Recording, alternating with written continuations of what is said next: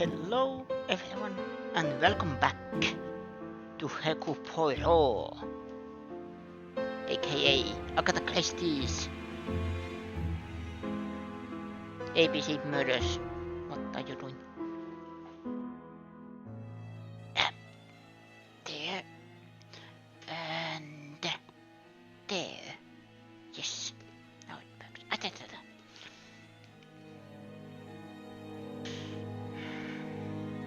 Made one little mistake and everything falls apart. Let's continue. Welcome everyone. Yes, I am continuing this because, well, my PC problems continue.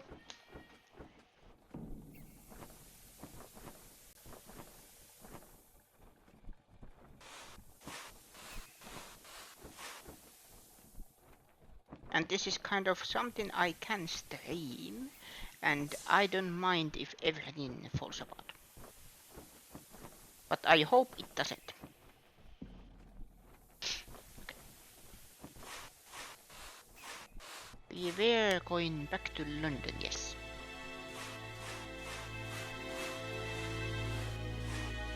And I saw the percentage. This is not a long game, so I hope I can finish this today and then figure out what to play tomorrow.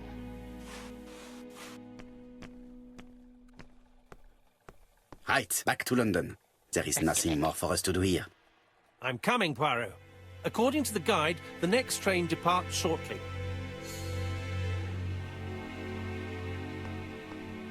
To the train station.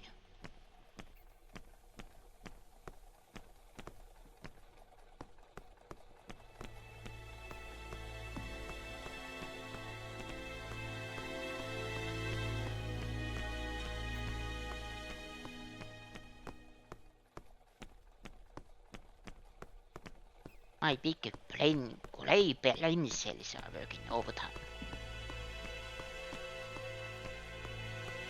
Because I forgot. With all these tourists, these shops must be thriving.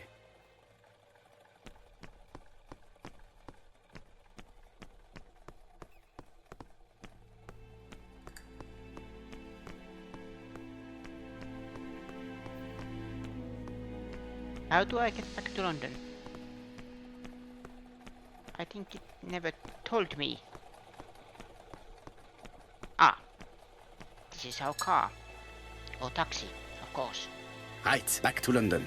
There is nothing more for us to do Obvious. here.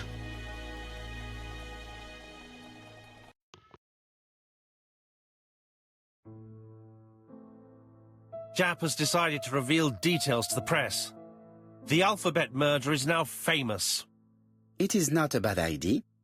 The more people who know, the greater our chances of finding out something of interest. Poirot, I have a bad feeling.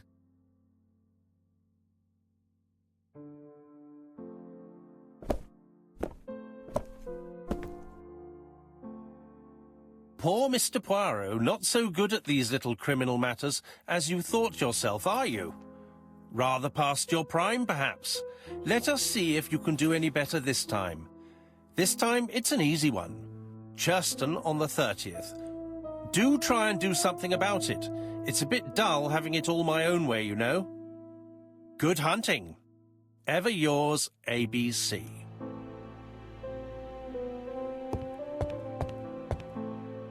Good hunting. Did you hear that, Poirot? The murderer seems to be taking it all as a game, a challenge. He will strike on 30th in Churston. We must warn Scotland Yard.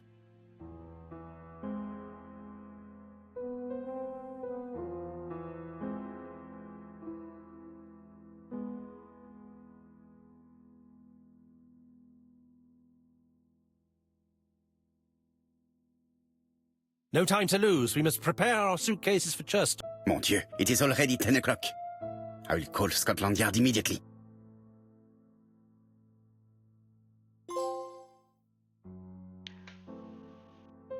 Pyramidal Moustache. Phoenix Hill.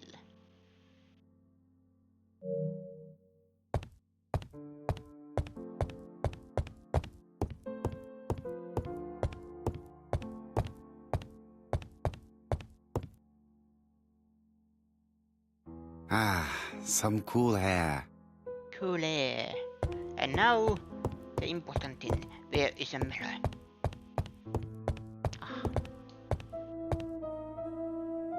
Every time we have to do this. It is a rule. See? Flaker points. Miss Hastings tore the envelope.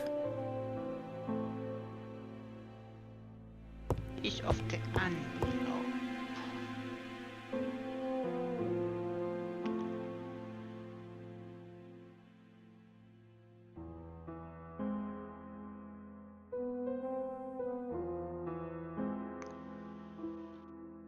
Hercule Poirot, White Horse Mansion, London.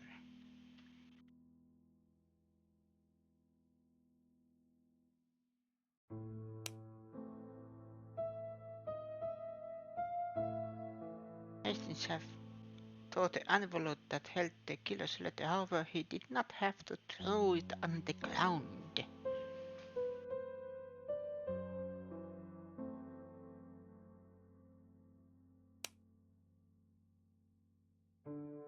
Poor Mr. Poirot. Not so good at these little criminal matters as you thought yourself, are you? Rather past your prime, perhaps? Let us see if you can do any better this time. This time it is an easy one. Cheston on the 30th. Do try and do something about it. It is a bit dull having it all my own way, you know. Good hunting. Ever yours, ABC.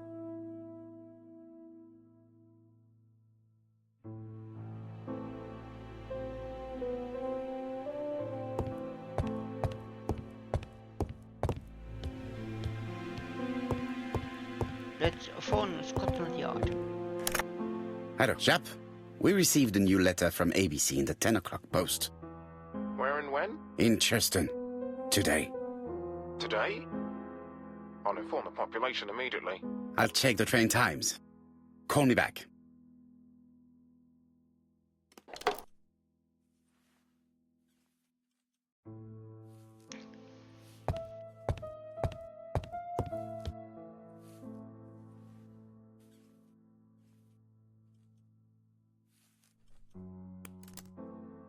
Daily Flicker, July 30, 1935. ABC affair, no progress. The alphabet murderer is still on the run. Ever since the police found the connection between the Bexhill and Andover affairs, the inquiry has barely progressed. In this issue, we are publishing provocative letters sent by the killer to Hercule Poirot. Unfortunately, they have not yet helped to find him. Daily Flicker, July the 26th, 1935. The Bexhill Horror. Young maid strangled on the beach. Killer struck at midnight.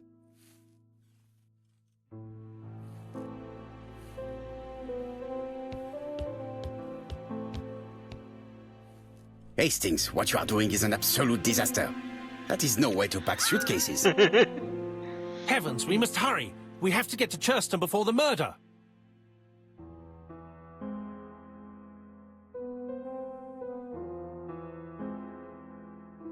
Point out that order is essential. Hastings' order and method are always necessary, regardless of the circumstances. Okay. I'll let you pack them. All the same, it really is a disgrace to leave your belongings in such a mess. You should see my belongings. Unprotected bottles. Oh, protected, never mind. Odd socks. Battery closed toothpaste. Hastings. Oh, there. Battery folded pajamas. Bat towel.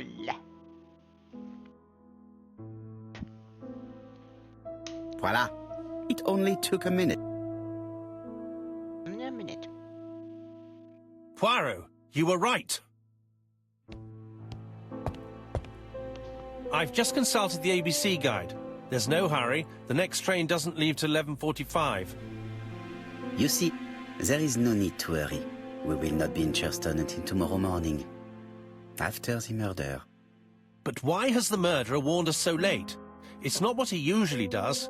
Did he do it on purpose? Very good question, Hastings.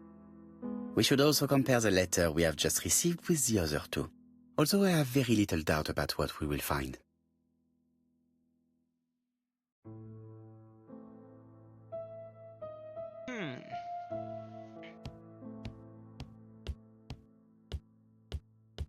It's good thing that I know the case, but I don't remember much.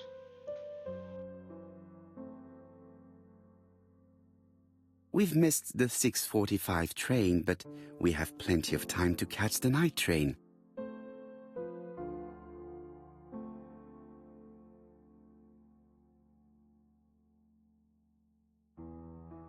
Hastings hunting. Hastings' photo album. He is very proud of his bag.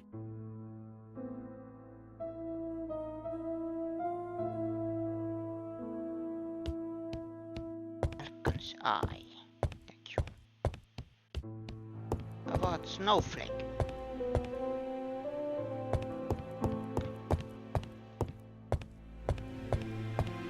Let's compare the letters. Right, let us compare this new letter with the second one. Let us examine this more closely.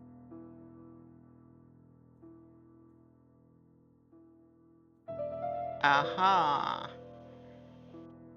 Already I can... Wait.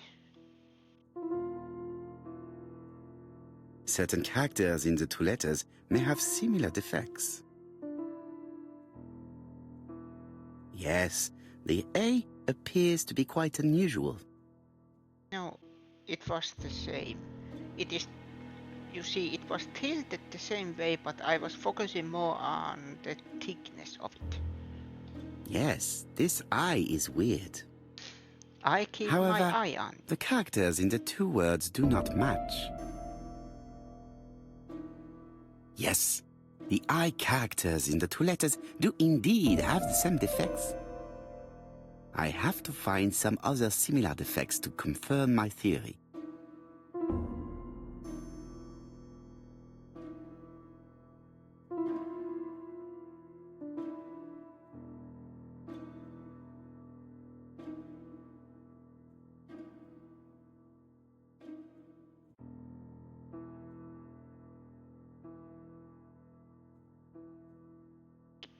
A anywhere, no.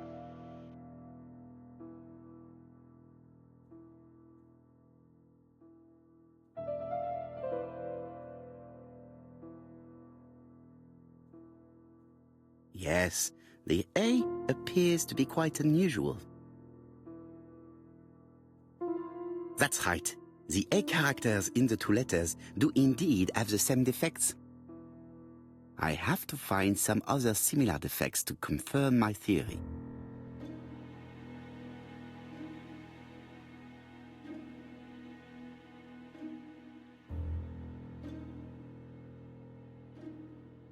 W.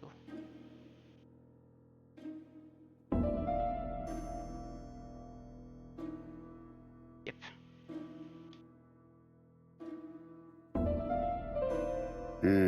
The W is not printed properly.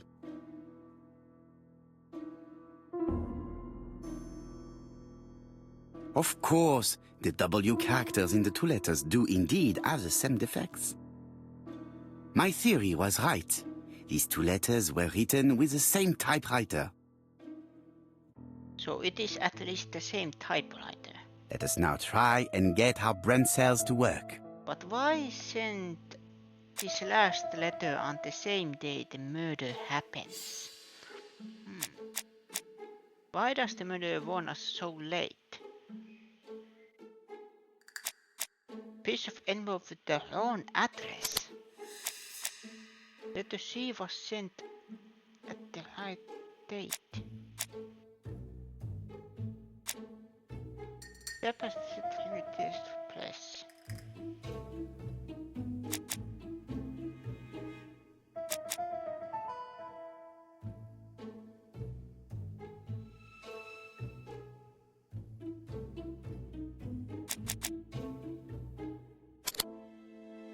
The letter arrived late because of an error in the address. The letter should have arrived in time. The postmark shows that it was sent 3 days ago.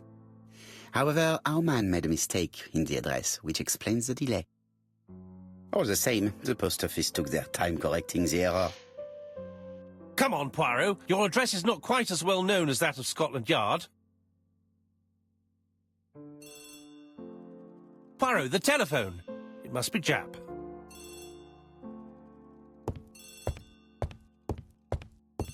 Mon ami, it is a pleasure to be working with you again. I have missed you this past few years.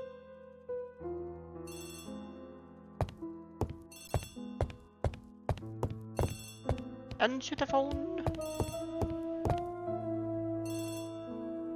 Sonic Fusion, hello and welcome to Agatha Christie's ABC Murders, where we play as Hercule Poirot, the world-famous detective, after Sherlock Holmes.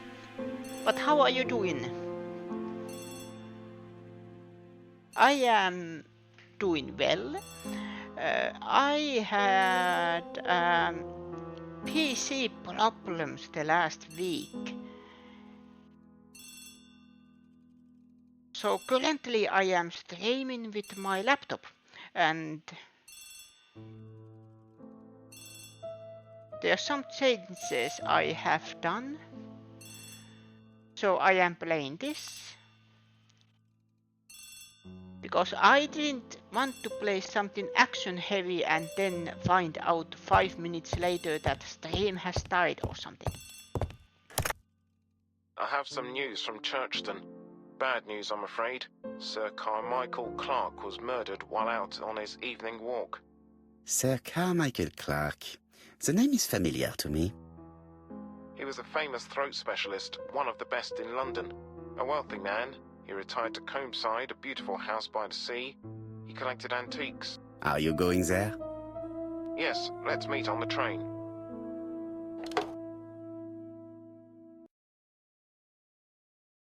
Churchton.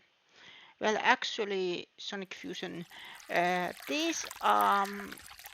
TV show is based on a series of books.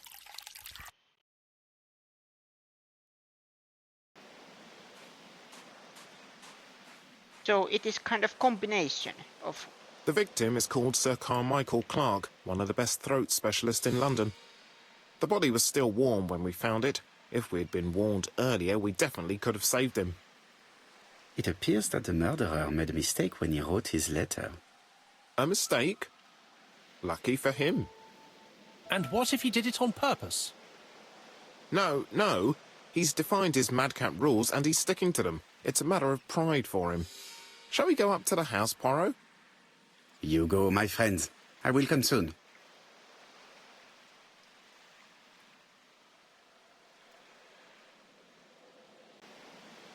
So I think this is combination of books and the TV show, because the TV show is the one that, let's say, we know.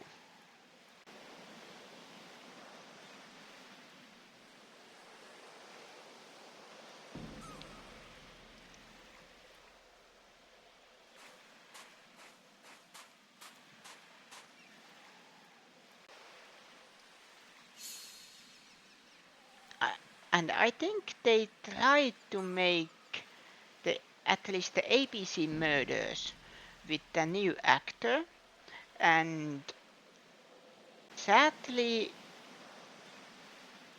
this is rare for me to say, but they just missed the mark completely.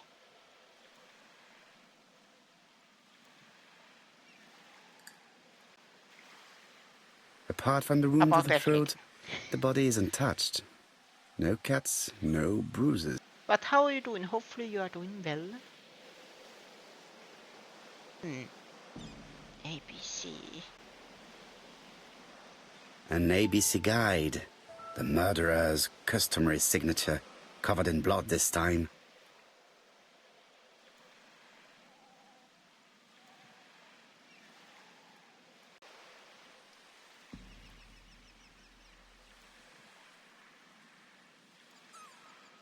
covered in blood.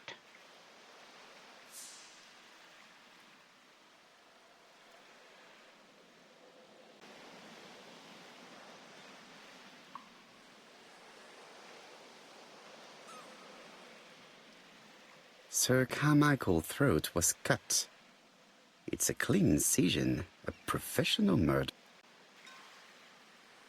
And I am also thinking that first there was the tobacco lady, then there was the waitress who also was a sinner, and now we have a throat specialist.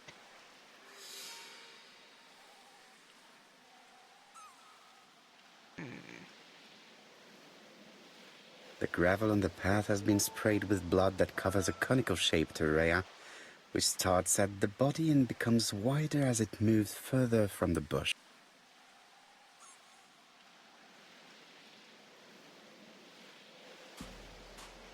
And what do we have The here? Jap has emptied the victim's pockets and has laid out their contents on this piece of wax cloth. Clock. Yeah. An oriental dragon. It's an old piece, much older than the pocket watch on which it was fastened.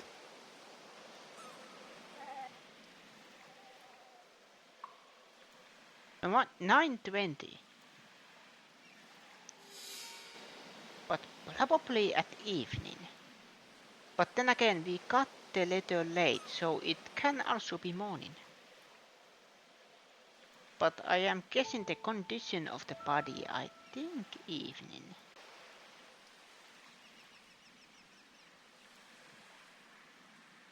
Just updating Fallout London. I have heard A about it. signet ring, very probably with the Clark family's coat of arms.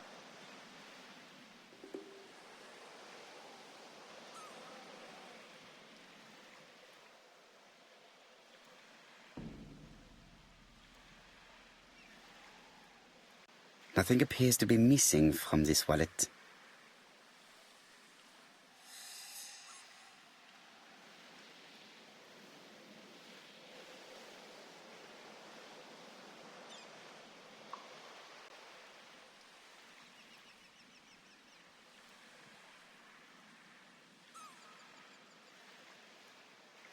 Would highly recommend. It is a bit fiddly to get to work, and it does crash every so often, but it's a mode for a Bethesda game.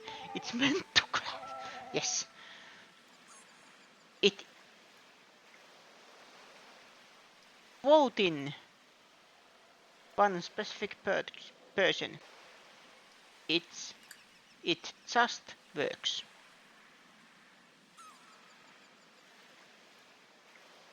It is pointless.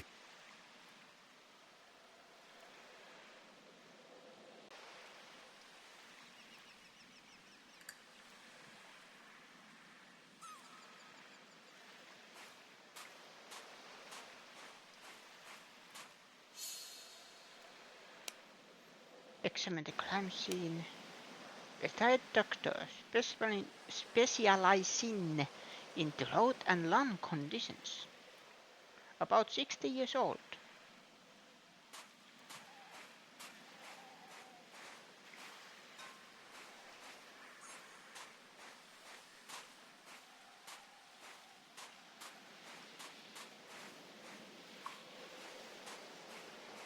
The vegetation behind the bush has been trampled.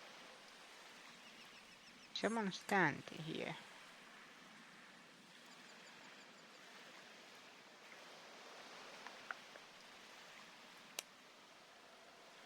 What was Sir composition when he was killed? I am still missing one clue. What was Sir Carmichael's position when he was...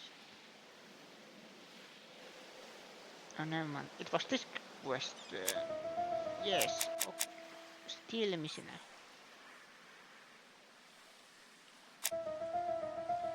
Still missing clues. I'm not doing anything those yet.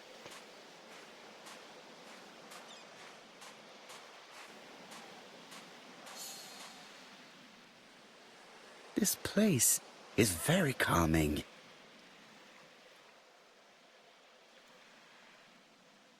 Rabbit hole.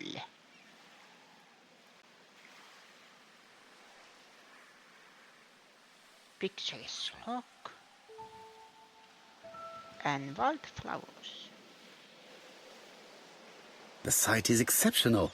It is easy to imagine that Sir Carmichael used to enjoy stopping here every evening.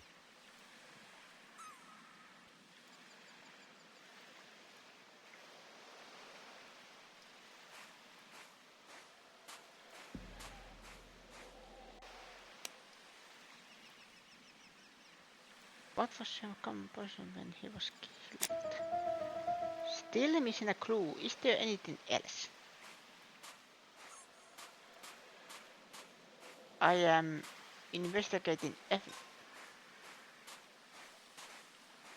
There is more to the crime scene. Ooh, bush. The body is just in front of a bush. One of the only bushes in the surrounding area. Let us now try and get our brain cells to work. Why did I kill him? I didn't kill anybody. The body was found in front of the only bush in the surrounding area. The body was still warm.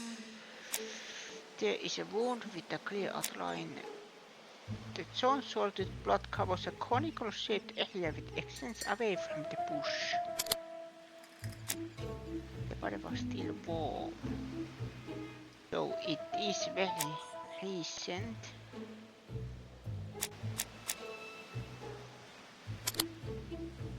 The Carmichael had his back to the bush. Sir Carmichael had his back to the bush when the killer cut the throat from behind. A fatal blow that sprayed blood over a range of more than 1 meter.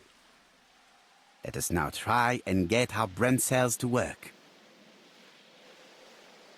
Did Sir Carmichael see his murderer? The victim had his back to the bush. Trample glass behind the bush.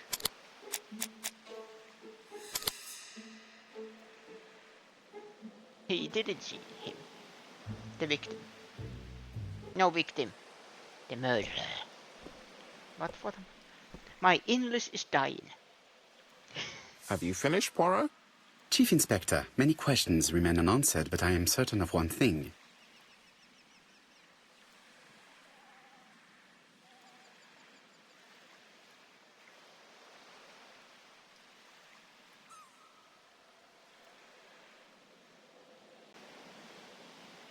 There is an opportunist.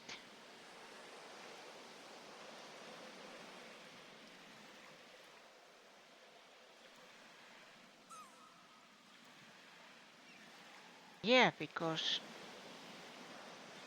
these murders are not planned. Like,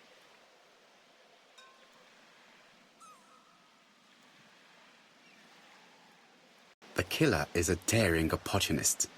He met Sir Carmichael at nightfall on this deserted path and took advantage of the situation. Impossible. You forget the trampled grass behind the bush. C'est vrai. It proved that he was waiting for his victim. Quite right. He must have known Sir Carmichael's movements well to plan such an attack. yep.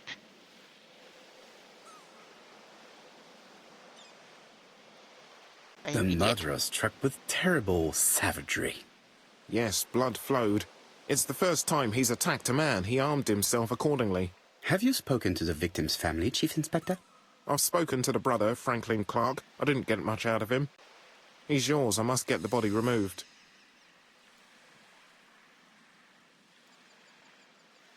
It's always like this that I forgot one detail. Like, I was thinking, oh,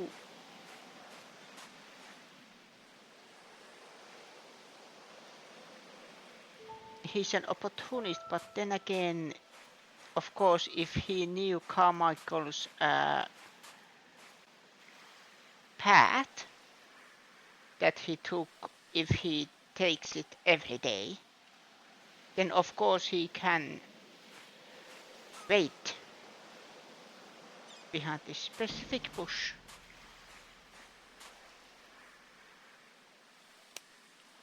Question the victim's brother.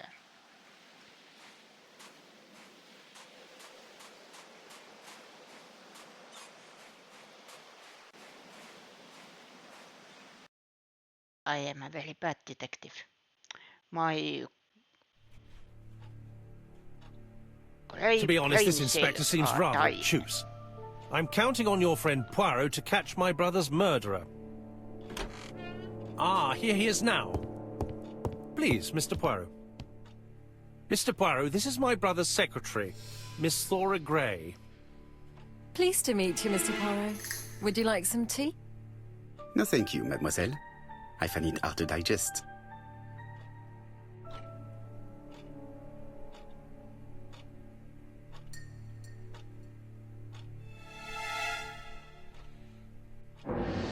There is something elegant about her.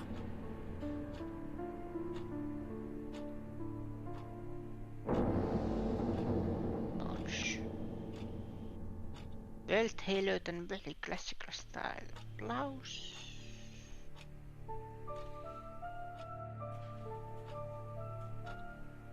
Understated makeup. She has good taste, except perhaps in her choice of jewelry. Please excuse me, I have to take care of Lady Clark.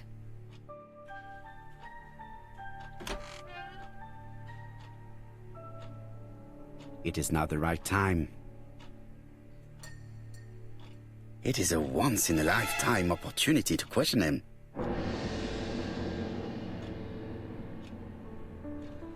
My brother's wife is gravely ill. You will probably want to question her, but I fear that it won't be possible today.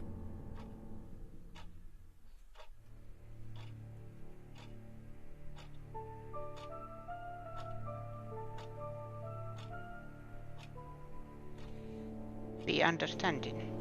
Of course, I understand. Someone set a trap for your brother. Who was familiar with his habits?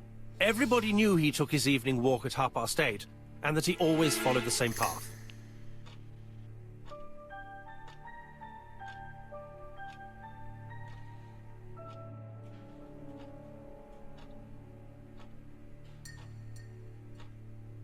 Ask if the villagers knew. And did people of the village know Sir Carmichael's habits? I don't know. It's possible. What were you doing last night? After dinner, I went to my bedroom. At 11 in the evening, the telephone rang. It was the police. I went to look for my brother.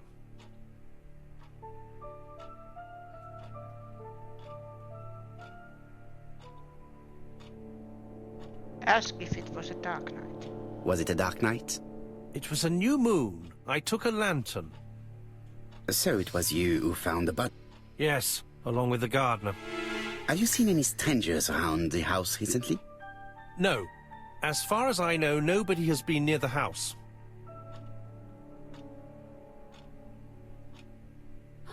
Miss Clark. Oh, Lady Clark must have fallen from her chair. I have to help Miss Gray get her up.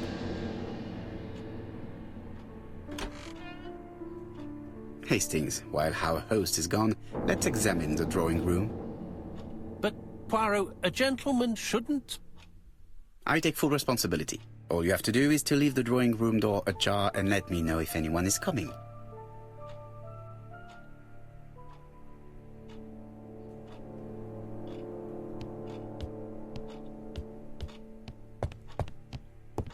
Franklin Clark. The comical Clark's younger brother, he didn't know his brother to have any enemies. About 40 years old.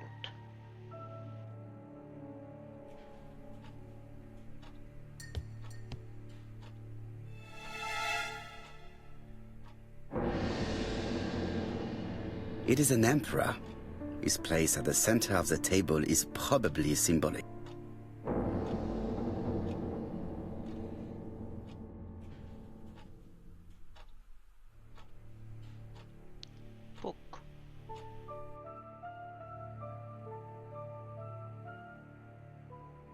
Comside's private collection, purchases since 1920.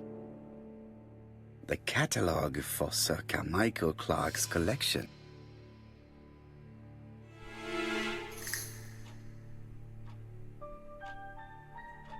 A tiger.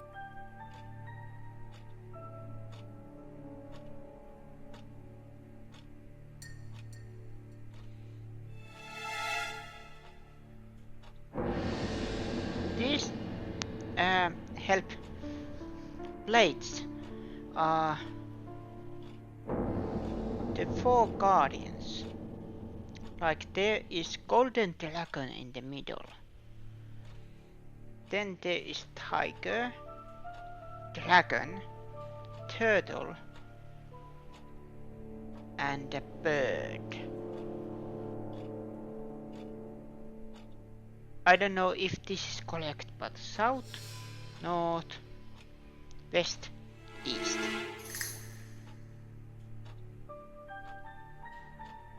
So this is looks like feng shui might be the purpose, or it's just symbolic. It doesn't have a deeper meaning. Dragon, dragon, purpose. dragon. Sir Carmichael showed himself to be very consistent in his collection's theme. A turtle. Yeah, turtle. A dragon. A dragon. You can say it's like a dragon.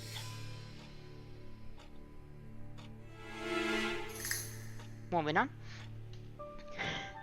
A crane.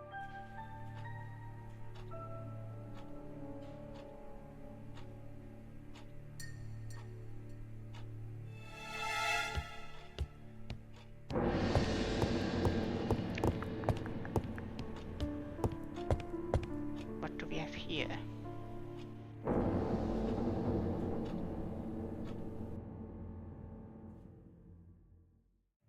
Compass, point to the south.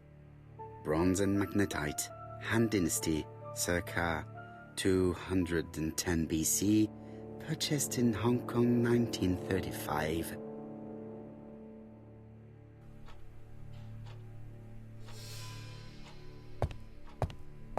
There are some very valuable objects here.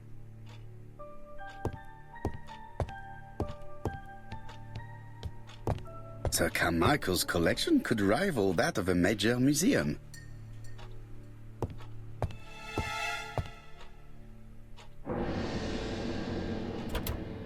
It's locked. Locked. Typical. So Eastern weapons, Chinese mythology.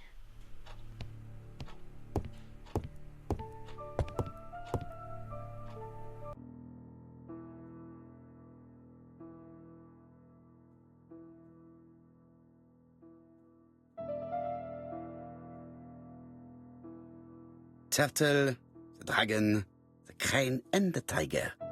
I think I've already seen this motif somewhere. Dragon's head is there, so this dragon should be here.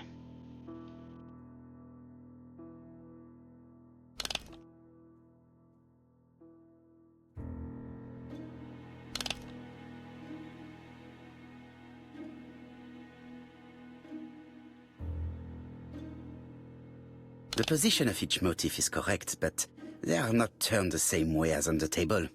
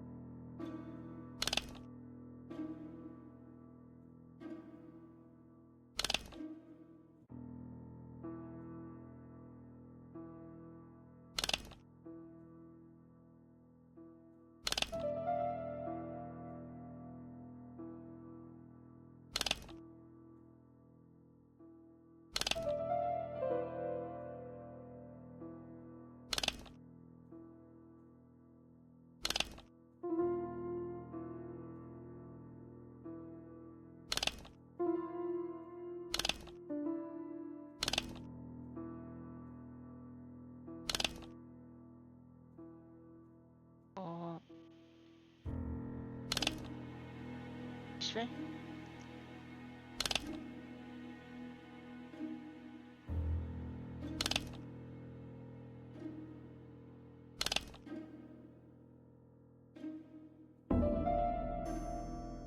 These are correct. The position of each motif is correct, but they are not turned the same way as on the table.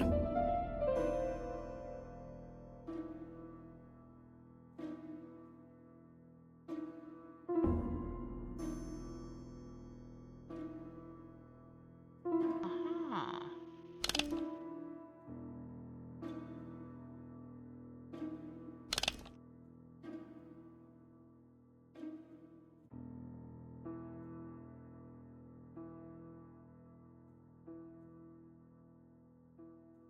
That goes there.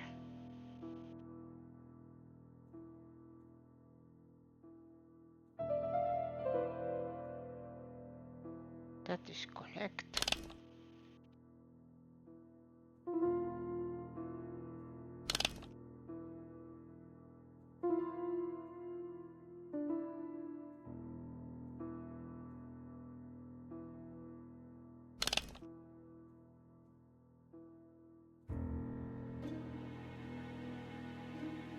The cardinal points.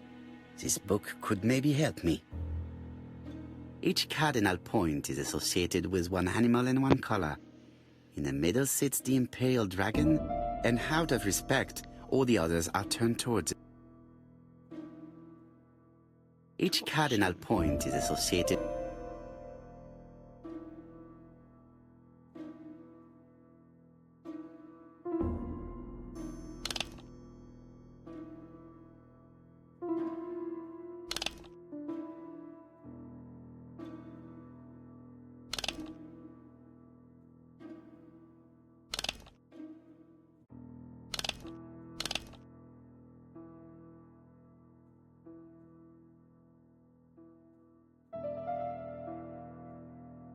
The position of each motif is correct, but they are not turned the same way as on the table.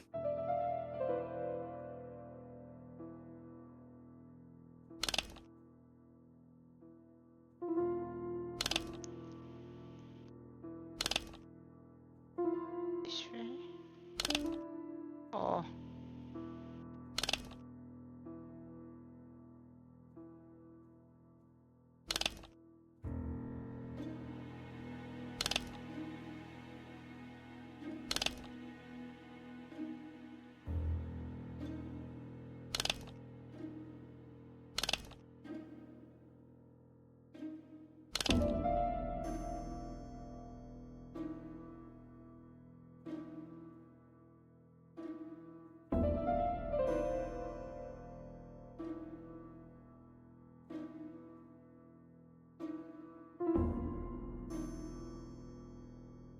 No, I am so stupid. These are correct.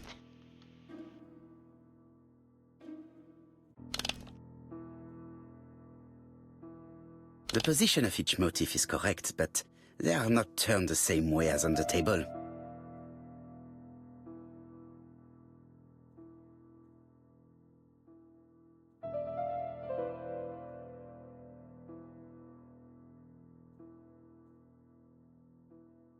It is blocked.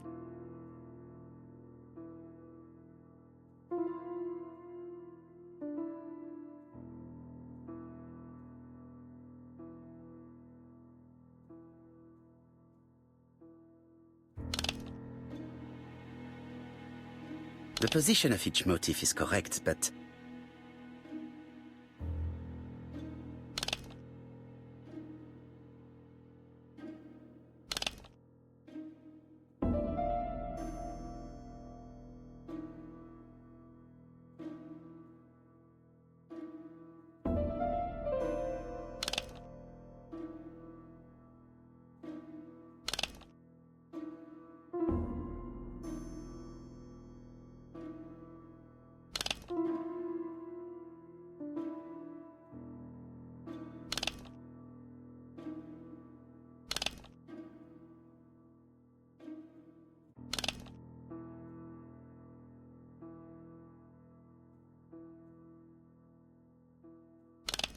think I heard a bang.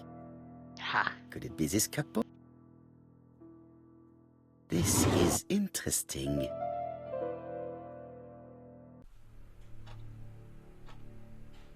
What do we have here? Ernest Logan, MD, Brighton Cancer Institute, 201 Dusk Road, Brighton, Sussex. To Sir Carmichael Clark, MD, Comsite Churton, Devon. Brighton, 1935, January the 5th. As a man of science, I owe it to you to be completely frank. Lady Clark, your wife is suffering from a generalized terminal cancer. I confess I didn't suspect anything like that during the first exams. But with the test results I have received today, there is unfortunately no place for doubt. I estimate that Lady Clark's life expectancy is no more than 1 year.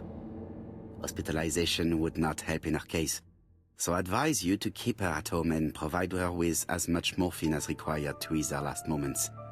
Yours sincerely, Ernest Logan.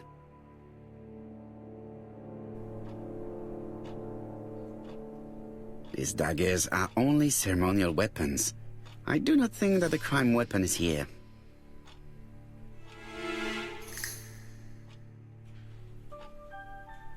Here's Miss Gray. Sorry to keep you waiting. Lady Clark's condition requires regular care. I believe you want to ask me a few questions. Indeed, mademoiselle. This porcelain is remarkable. Is it old? It's about 3 centuries old, I believe. Wait, let me find the reference.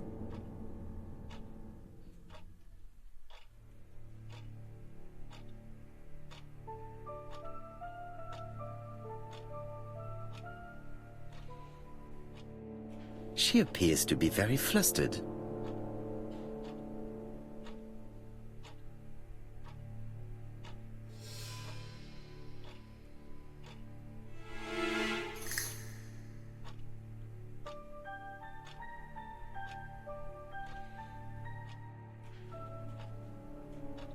She's unable to hide her emotion, and her makeup has been disturbed. I think that this young woman has just been kissed. Here? Teapot with black dragon, Gangxi period, end of the 17th century. It is a rare piece with unusual colors. You have a good knowledge of art history. Acquired while working with Sir Carmichael. I used to help him manage his collection and choose his new acquisitions.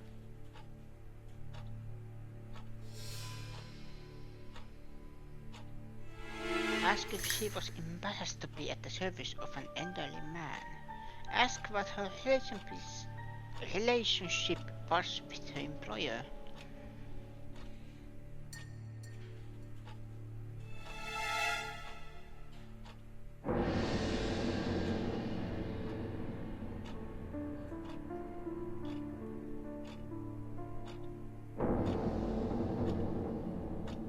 Was it difficult working for this elderly gentleman?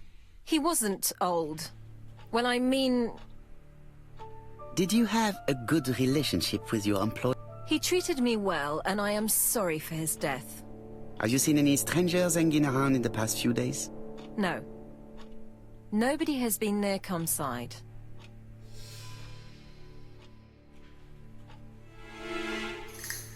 Ask where she was at the time of the crime. What were you doing yesterday evening at the time of the murder? I was sleeping. I was woken by the telephone at 11. I heard Franklin Clark speaking with the gardener. They left with some lanterns and they found the body.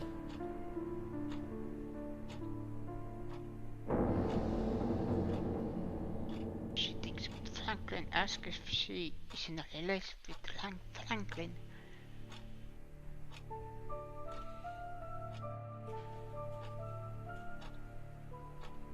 What are your feelings about Franklin Clark?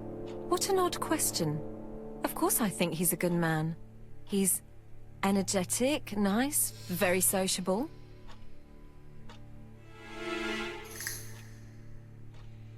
Miss Grey, if I may be so bold, please do not take offence. My friend has rather unusual methods, but all he wants is to find the murderer. Yes, I understand. I must rest. Please excuse me. Earlier, you asked me to watch the living room door for you. I don't wish to be indiscreet, but sometimes a gentleman stumbles upon a secret without intending to.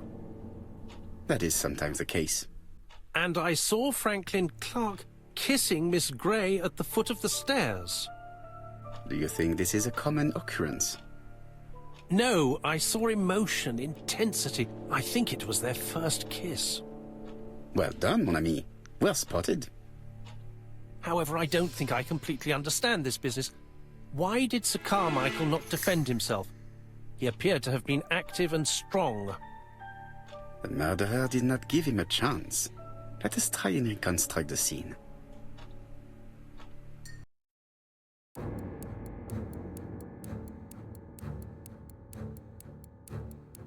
Sir Clark is taking his customary walk. Our killer is hiding behind a bush.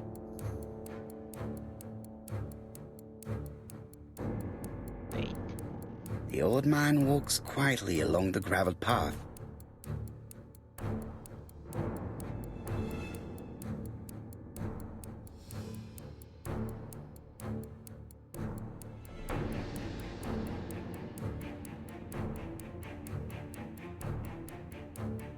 Then he turns towards the sea to gaze at it.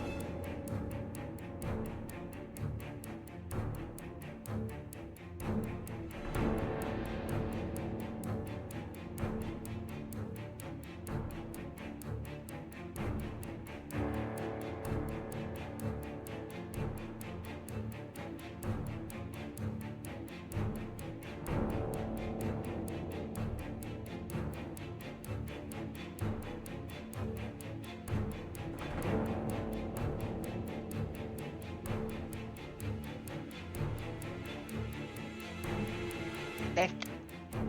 The killer leaves his hiding place on the left-hand side. He walks over the gravel on the path. The noise alerts Sir Clark, who turns around. No, Sir Clark was attacked by surprise. He could not see his assailant. Let us think again, mon cher.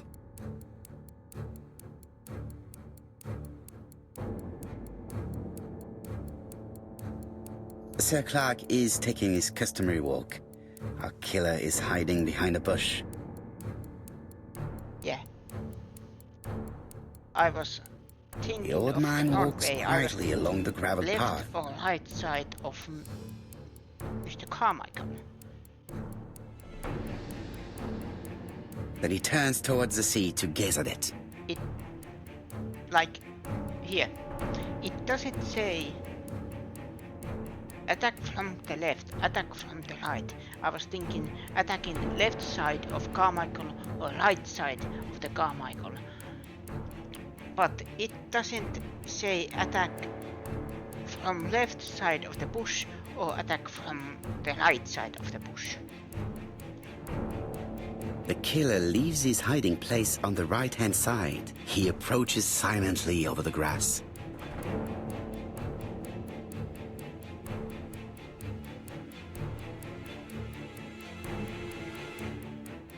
Then he throws himself on his prey and cuts the poor man's throat.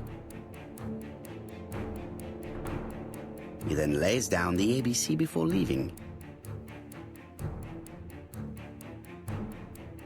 Everything appears to match the crime scene, mon cher Hastings. That is exactly what happened.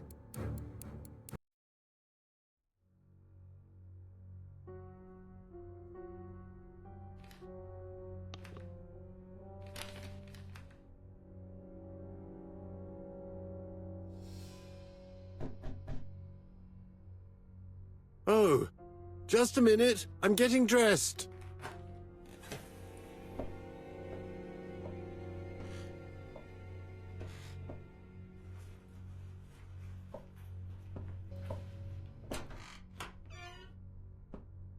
Mr. Kirst, have you recently returned from Churston? Yes. Indeed I have. Have you seen the papers? And to think that you might have rubbed shoulders with the killer. Imagine that. Mr. Cust, are you all right? You don't seem well. My apologies. My throat is burning and my head feels heavy. It's ever since the war, you know. Since my injury, my head has never been the same.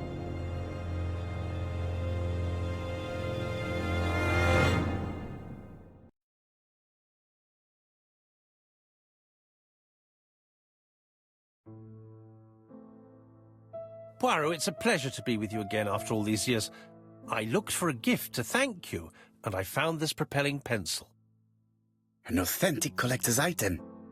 You spoil me, mon ami. And you more so by sharing investigations. Do not underestimate the help you are to me, Hastings. Intellect is not everything. There is also goodwill, and you are not short of that. Later, I will ask you to help me tidy up the room and bring some chairs. Our guest will be here soon. Ah, is Thora Grey coming? Naturally. She is a fascinating young woman, n'est-ce pas? Oh, come on, Poirot. I'm a married man. And Miss Grey has already been courted by Franklin Clark. Poirot, our guests will be here soon. We must prepare ourselves.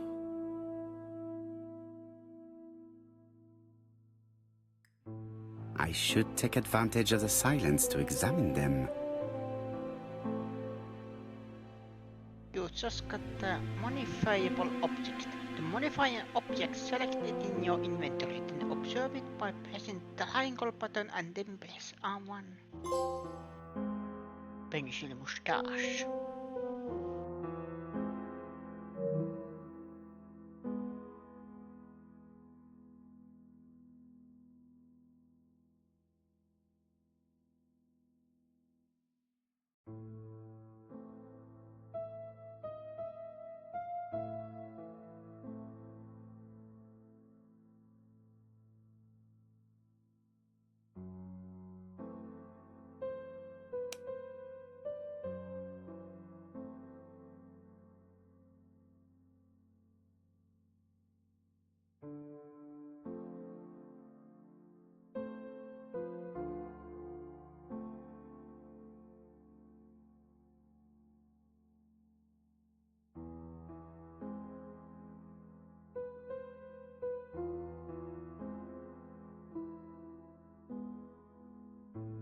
Donald is always on edge.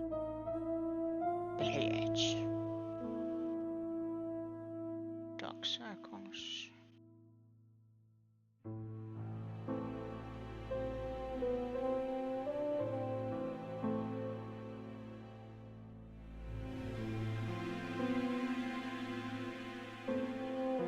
Tense hands. Leave me alone. No, I refuse. Even cut. Donald Fraser is very nervous at the moment, even if he is trying hard to control himself.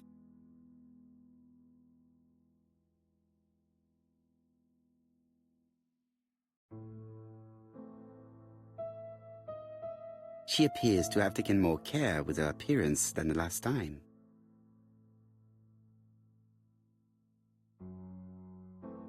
Necklace.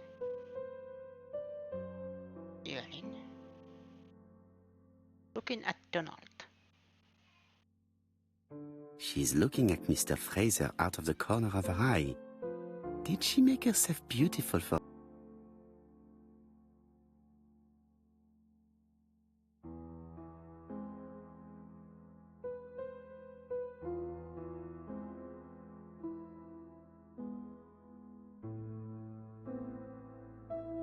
And these two.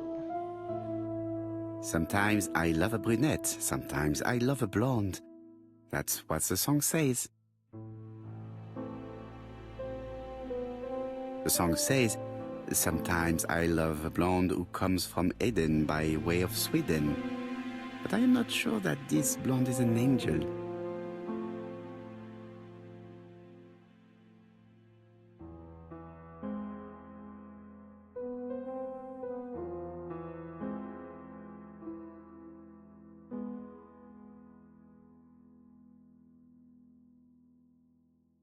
Franklin Clark always seems at ease, regardless of where he is. Something that's unique to people who travel.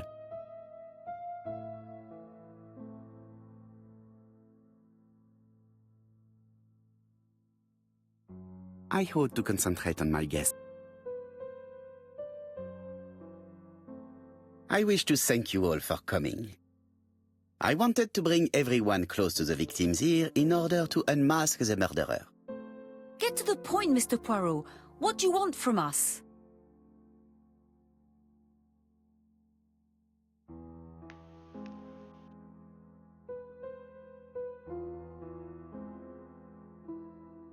Tell me cannot be in such a hurry. Ask me the reason for this meeting. Megan, dear girl, please be patient. Mr. Poirot, how dare you address me by my first name? Please excuse me, mademoiselle. What I ask is that you search your memories. The murderer must have left some trace. Yes, he must have prepared his crimes very carefully. Tout à fait. He did not get to Bexhill at midnight in order to strangle a young girl whose name by chance starts with P. Must we go into that?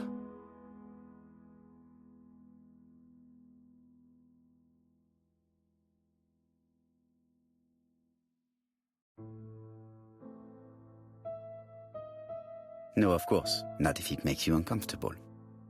Come on, Mr. Poirot. I imagine we all feel terribly uncomfortable about these murders. It's true. We've to catch the killer, not be spared the gory details. Mr. Fraser, please get a grip on yourself. Well, I want to help you, but I don't remember anything else. Nothing I haven't already said. And you, Mademoiselle Barnard? Did your sister say if she was seeing another man? She never would have told me.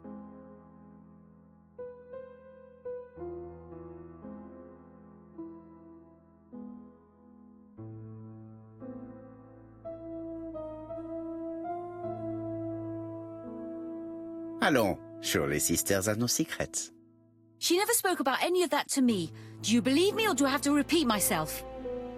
Betty knew I didn't approve of her behaviour. Her flirting was spoiling any chance she might have had. Tell me, mademoiselle, what did you talk about with your sister? Silly things. Her new dress. She wanted a pair of black stockings to go with it. Mother bought her a brand new pair. The day it happened, she was crying.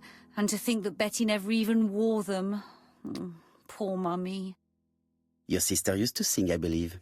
Did she ever perform in public? She dreamt about it, but she had a very bad cough. It troubled her greatly. She had to cancel auditions and miss lots of opportunities. A pity. Yes, she sang well, but that doesn't tell us much about the murderer. Qui sait? In any case, we now have enough information to draw up a relatively precise psychological profile. Let us now try and get our brain cells to work. Let's get the brain cells to work. Is the killer clever?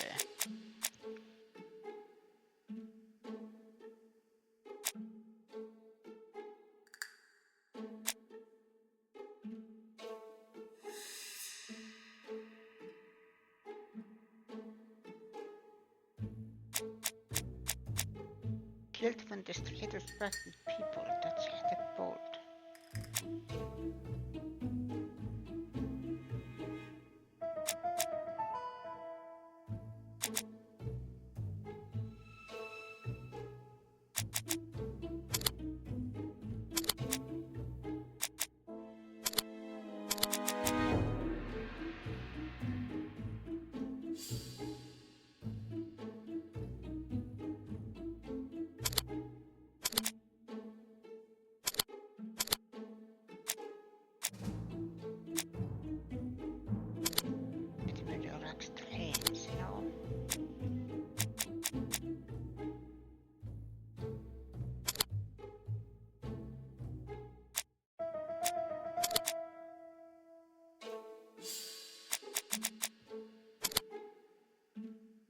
Clever.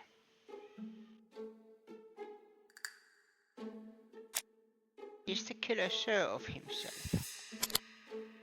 Nope.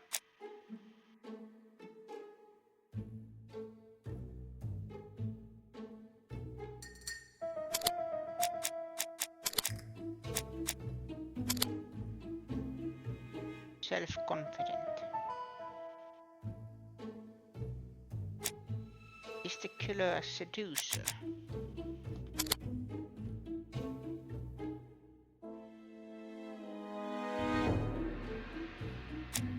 Does the killer like trains?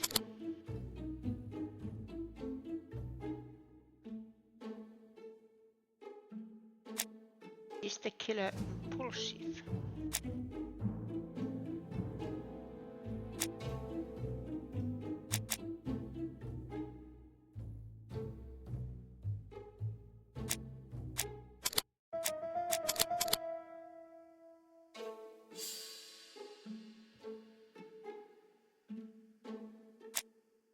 Is the killer generous?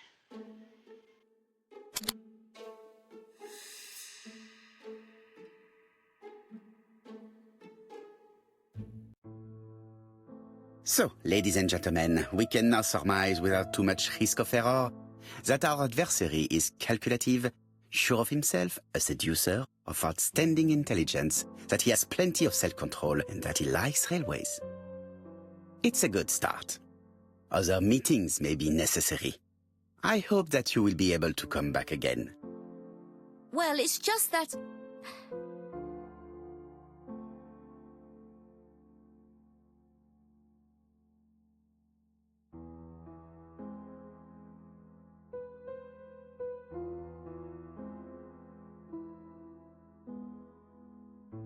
Is something bothering you, Mary? Well, Mr. Poirot, you see, I don't know if I can come to London just like that.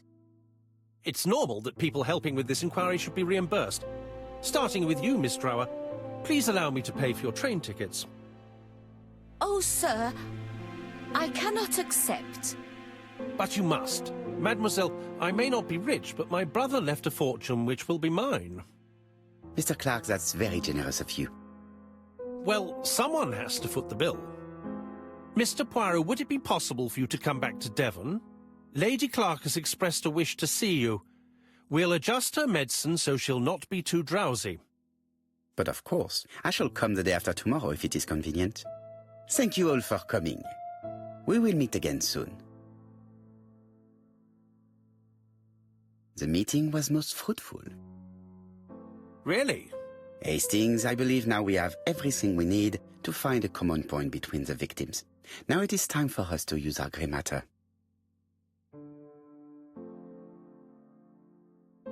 Let us now try and get our brain cells to work. Working our brain cells. What do the victims have in common?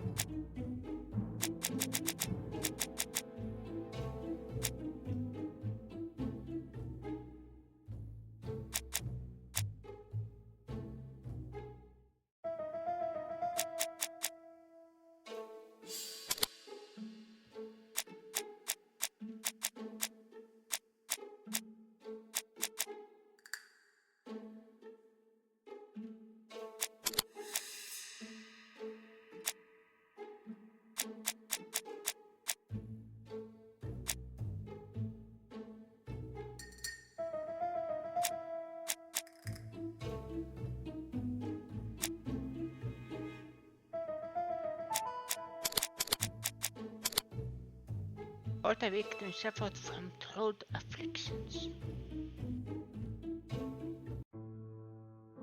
The first two victims suffered from bad throat, and that was precisely the specialty of the third victim, Dr. Clark. We have a lead. It would pay to take a closer look at the medical records of Dr. Clark's patients. We'll do so during our next visit to Churston. I will do it myself, mon ami. You must remain in London just in case ABC sends us another letter. Very well, as you wish.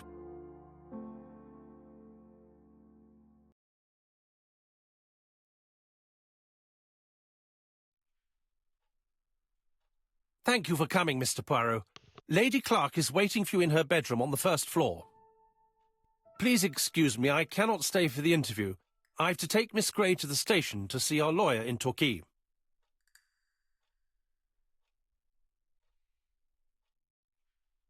Ask if Tola is leaving her job. Are you leaving Churston for good? Miss Gray very kindly stayed with me to settle my brother's affairs, but naturally she prefers to find a position in London.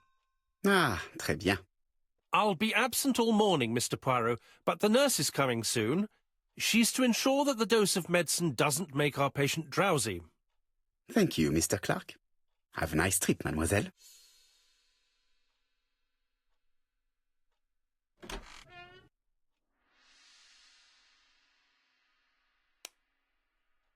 Tola Gray, Sir Carmichael Clark's assistant. She is an orphan.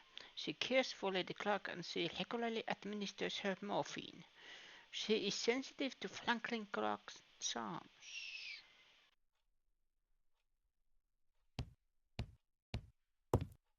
Miller. I do not need to make a telephone call now. But what about the Miller?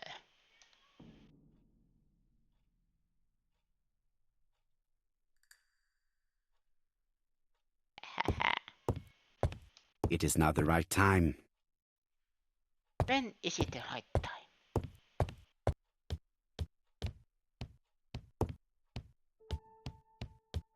It would be rude to make Lady Clark wait any longer.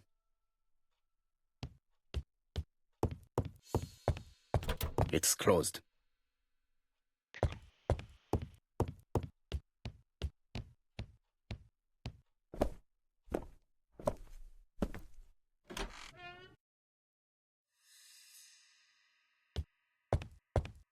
It would be rude to make Lady Clark wait any longer.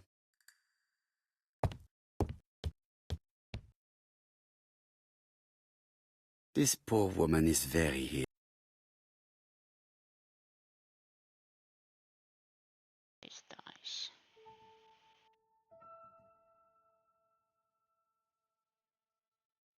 Clenched fists.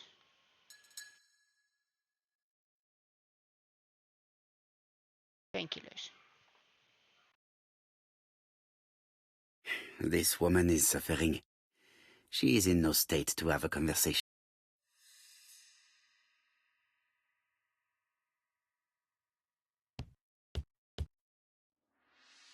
Mr. Poirot? My respects, madame. Thank you for coming. Thank you. Have you seen the nurse? She should have been here by now. Oh, I'm sorry. The telephone in the hall is ringing. Oh, but first, Miller.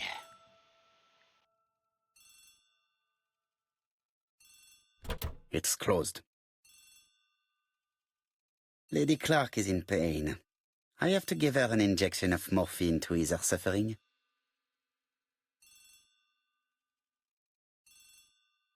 Lady Clark is...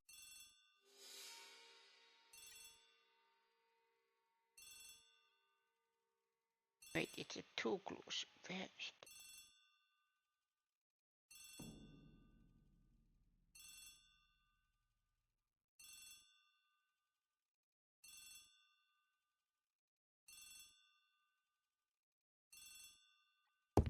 Maybe I need to answer the phone first.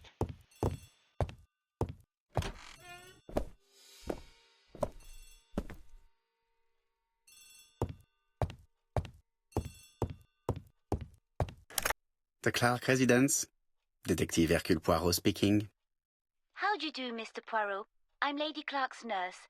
I wanted to let you know that I won't be able to come for her injection today. Might Miss Grey be able to do it? She has just left, but I will take care of it. Thank you. That's very kind of you. You'll find the skeleton key to open the medicine cabinet hidden in the lion trophy. You can count on me. Au revoir, mademoiselle. Oh, thank you kindly. Goodbye, Mr. Poirot.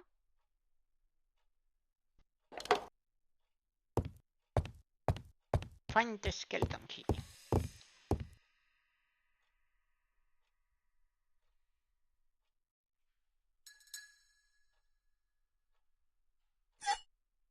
Here is the skeleton key.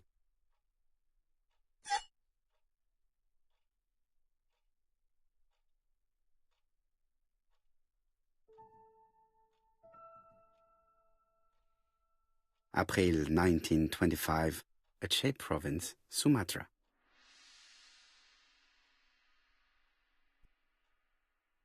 So yes, this is a point-and-click game. And there is puzzles on the way.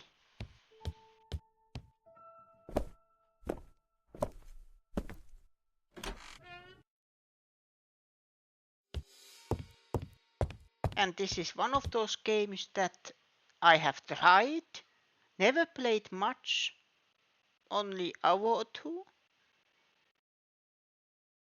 So I think now it's time for me to finish this. But yes, this is a old school point and click. It's closed.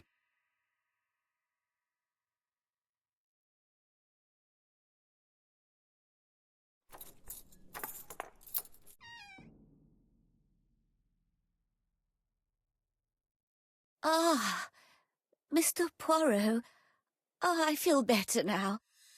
Thank you for your help.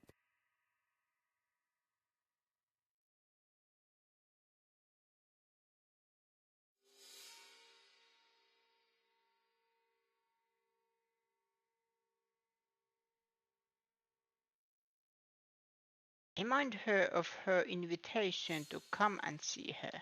You asked for me, chère madame. Yes, yes, of course, I wish to speak with you. But what was it about? No doubt.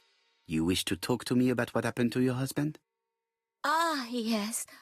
Oh, poor Carmichael. Has the madman who killed him been caught? Not yet, chère madame. There was a great many people in Cheston on the day of the murder. Indeed. People go straight to the beach. They don't come near Coomside. So, there were no strangers around the house that day? Who said that? The people who live here. Your brother-in-law, Miss Grey. Miss Grey? Oh, I don't like her. Franklin wanted her to stay, but I insisted she should go immediately. You are entitled to do so, naturally. I'm pleased that you approve. The others have been taken in by her. But at least you can see through that self-pity act. See what she's up to. Oh. Oh no, she died. Oh, thank goodness. She's still alive. This kind of reminds you of the way L.A. Noir works. Yes, similar fashion. You invest crimes. You investigate the crime scenes, and then you interrogate the witnesses. This subject will probably be useful to me.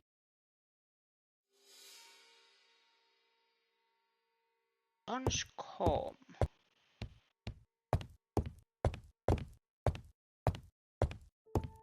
By the way, is there no, there is a mirror, but I can't adjust my mustache. It's very rude. I think if I have to describe this, this is like L.A. Noir, but simplified. I must find a way to wake her up gently.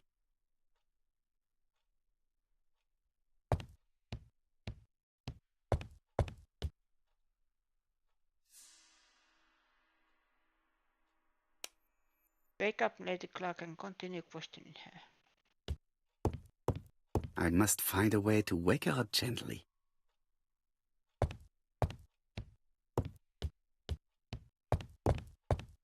It is now the right time.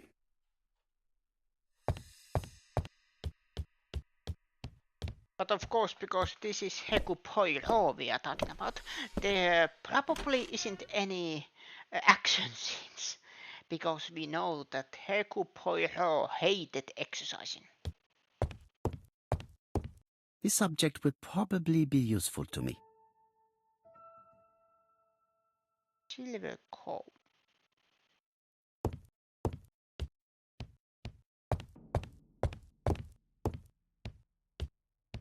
She is sleeping. I must find a way to wake her up gently.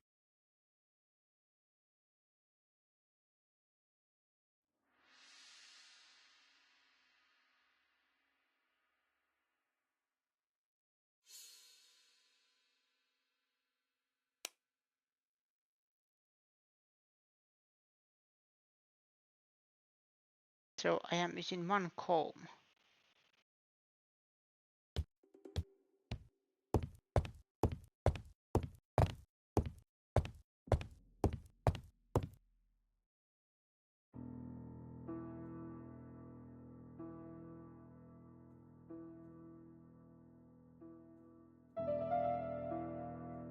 The mechanism appears to be broken.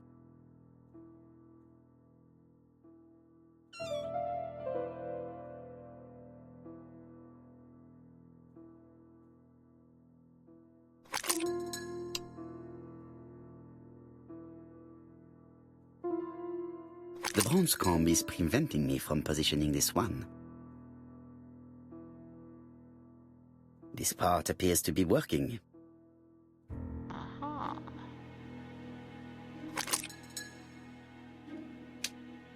I hope that Hastings will not be cross with me.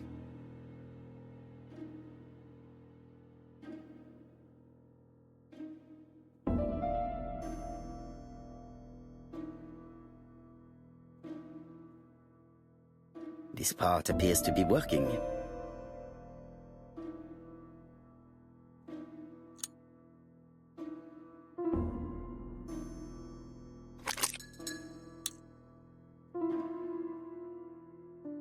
This part appears to be working.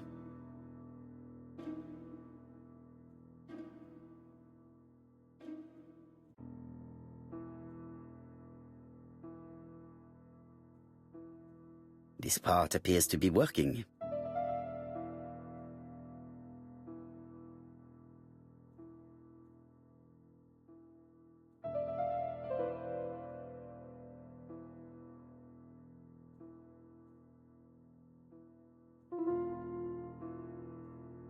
Aha.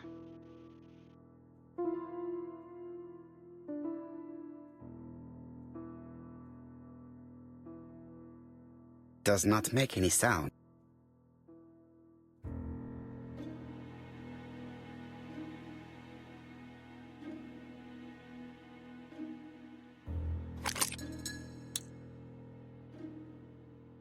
Does not make any sound.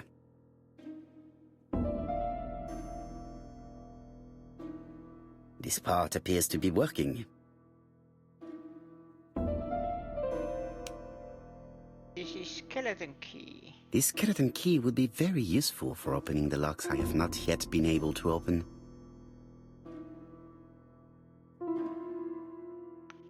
Does not make any sound.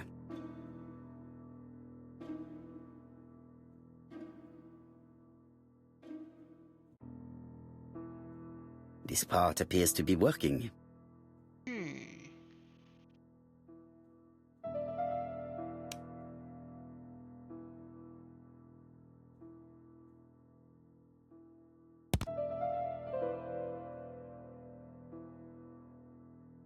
Does not make any sound.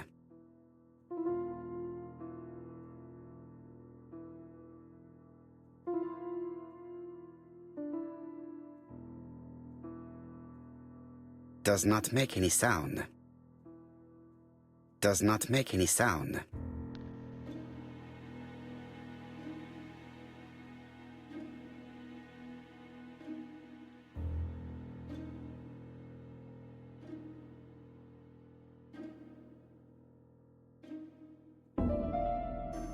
This part appears to be working. That part is working. At least it said so.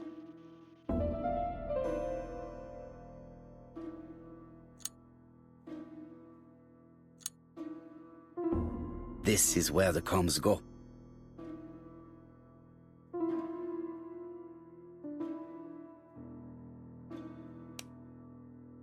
So this has 2 on it, and that has 3.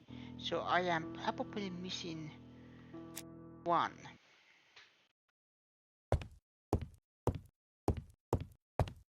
Oh, what was that?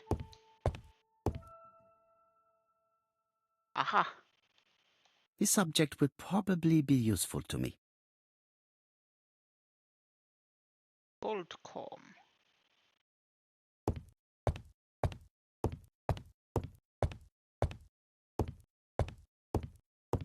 Let's try this again.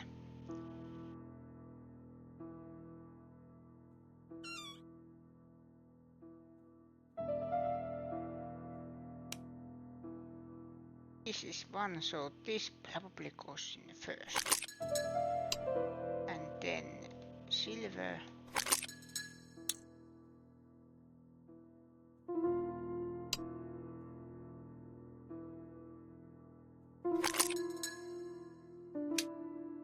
I hope that Hastings will not be cross with me.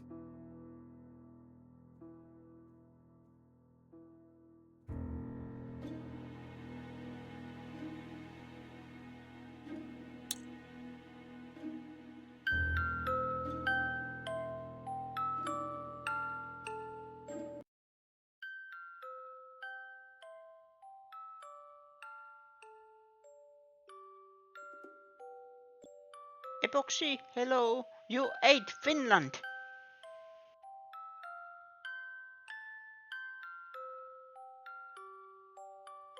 That actually explains why they're suddenly dark. And there was raining.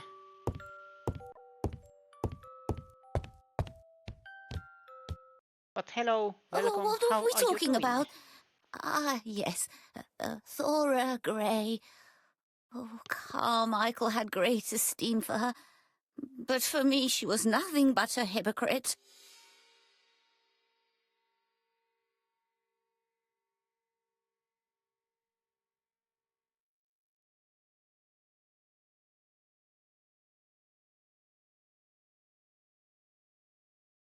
The future is now, old man. I'm not that old. I'm only 37. You get the Torah detected job. Approve.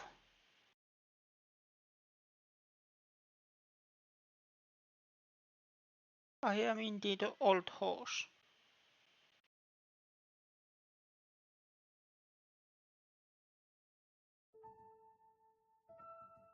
You're probably right, madame. You have seen through her. I'm so pleased that I've convinced you.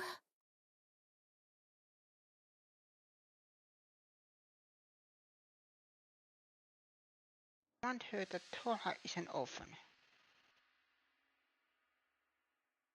You are very harsh. Do not forget that the girl is an orphan. Yes, and she used the fact to get around men. Take Franklin. He's fallen for her sweet-talking charms. Oh, he's a lovely boy, very plucky and sure of himself. But so naive. Oh, when it comes to women.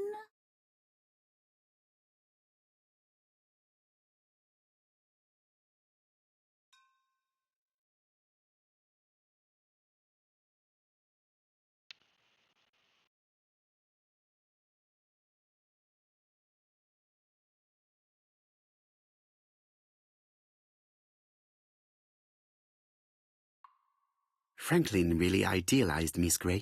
Absolutely. It's so good to see that you all agree with me. Miss Grey did look after you very well, though. Outwardly.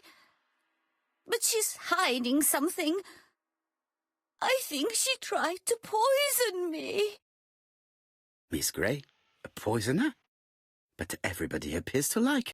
It proves she knows what she's doing. She's manipulative and she's a liar. A liar? Let's see, didn't she say that on the day of the crime nobody was around Coomside? That is correct. Well, at 11 o'clock I saw her talking to someone. Really? And what was this man like? An ordinary sort of man with a very plain face. Oh, I don't remember well. Was he a gentleman? No, he was not a gentleman. It would be best to leave her to sleep now. The telephone in the hall is ringing.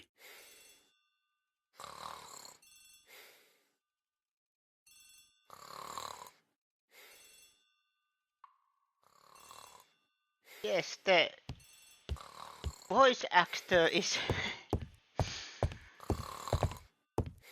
hamming it, and I love it. Love every second of it.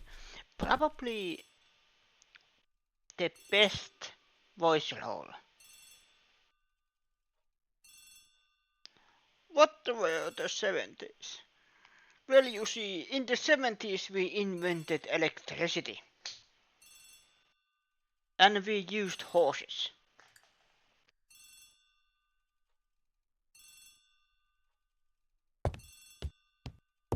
And everybody used to ride horses. Yes, in the 70s there were a lot of horse babies made. Hello? Poirot, is that you? Hastings here. Thank you for calling. Have you received a new letter from the murderer? No, thank goodness. How are things in Churston? I questioned Lady Clark, but I will not leave until I have examined everything of interest to me here. Fortunately, Franklin is absent, and I have a skeleton key. Have you seen Thora Grey again? Briefly. But rest assured, I intend to summon her to London soon. She's a fascinating girl. But secretive. I would like to ask her a few questions. Poirot, she wouldn't hurt a fly. Each to his own, my friend. Yours are pretty orphans, mine old ladies that have the maladies. Poirot, are you mocking me? No ill intended, rest assured. À bientôt, mon ami.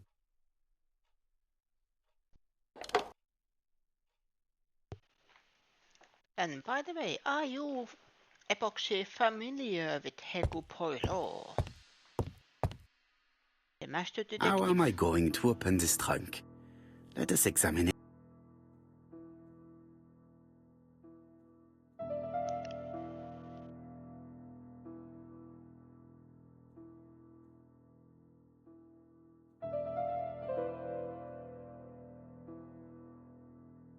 Game is loud. Yes, I have noticed it, but I was just asking, are you familiar with Hercule Poirot?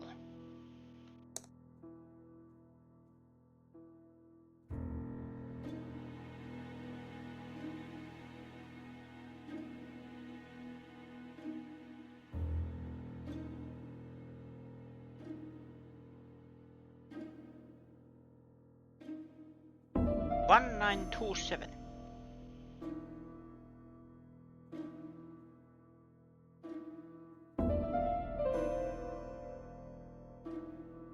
One.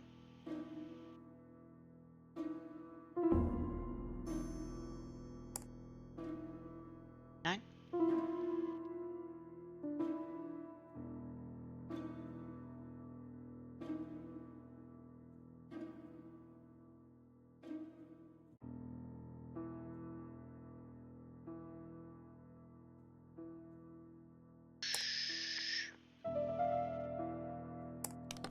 Aha. Leaving the I cord am a on the genius. trunk. What a strange character Franklin is. Wait a minute. I am typing yes. I think the game is loud.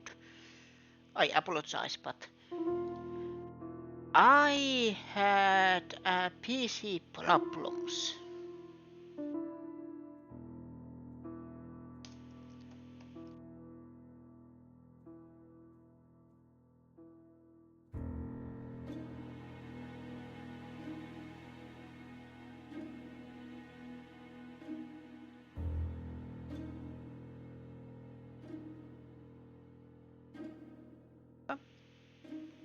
There. And stretch. I actually needed that.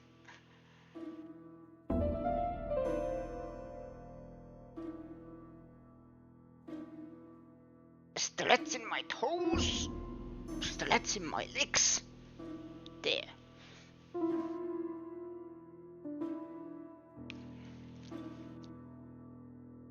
Yeah. I am playing these because, like I said, my PC I have a PC problem, so I am now using my laptop for streaming.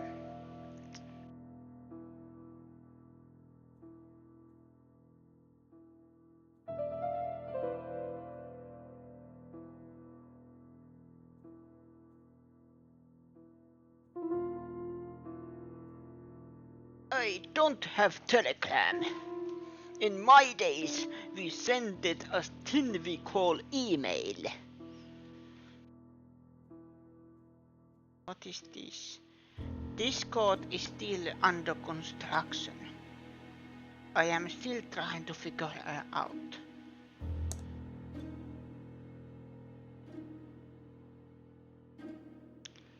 $31.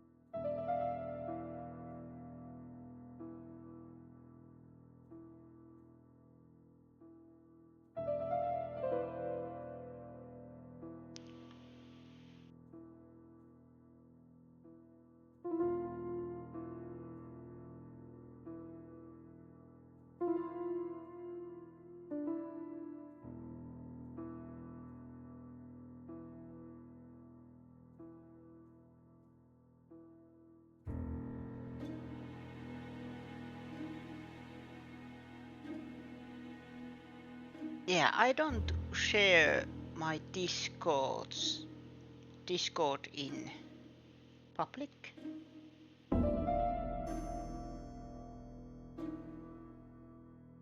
Because I have a... No, don't cry. No crying in here. Only I am permitted to cry. But I have the...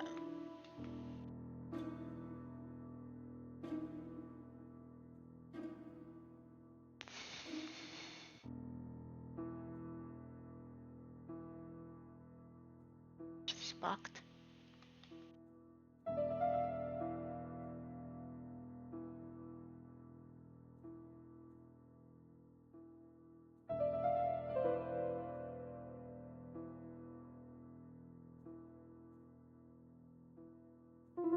Wait, what are the numbers?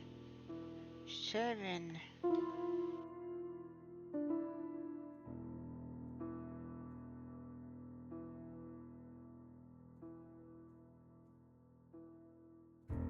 Eight.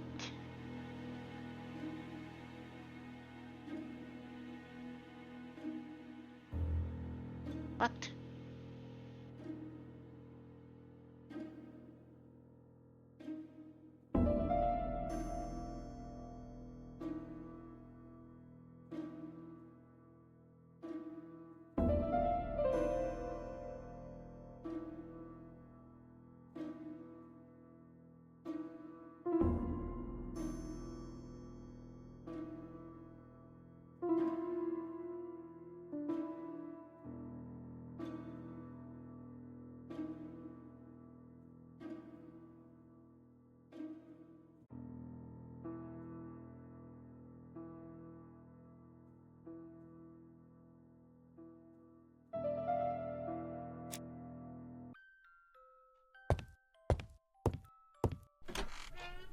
Let's see what's in here first.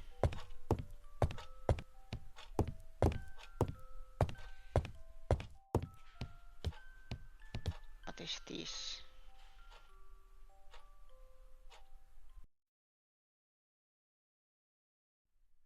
A dark dragon for a bright-haired maid. C.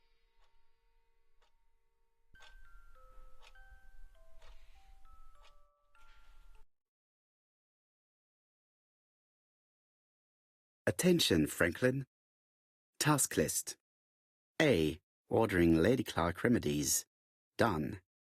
B. Tidying up real estate property files. Done. C. Calling the lawyer about inventory. Done. D. Update the tenant-farmer list. Done. E. Update land rent accounting. Done. F. Ordering a restock of arsenic. Done. P.S. I have left on the living room table some of my things I don't want to keep.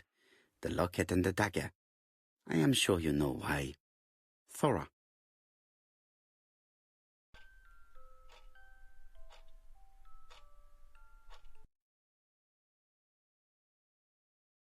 I've already seen similar daggers.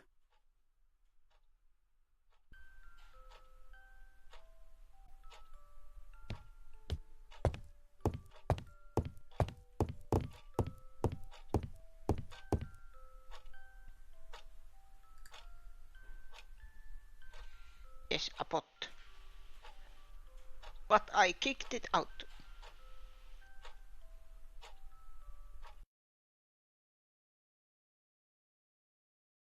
Compass, point to the south. Bronze and magnetite, Han Dynasty, circa 210 BC, purchased in Hong Kong 1935.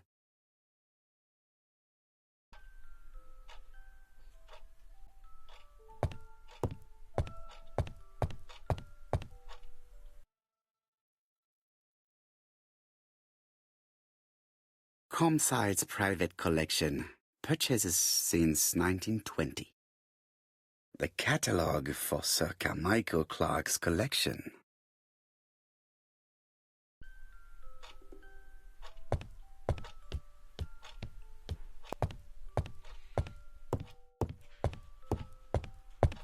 Order and method above all.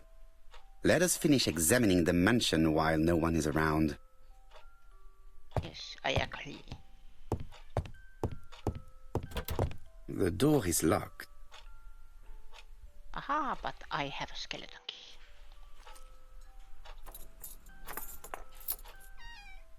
This unit contains the medical records for Sir Carmichael Clark's patients.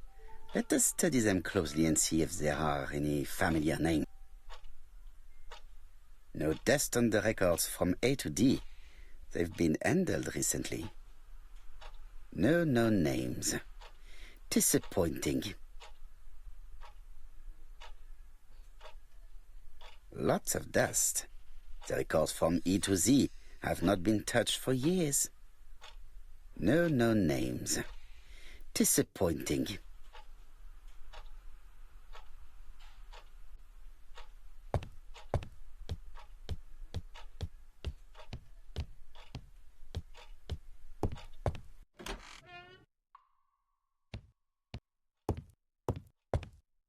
How am I going to open this trunk?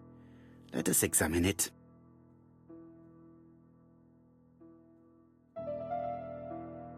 Okay, the code was 1927.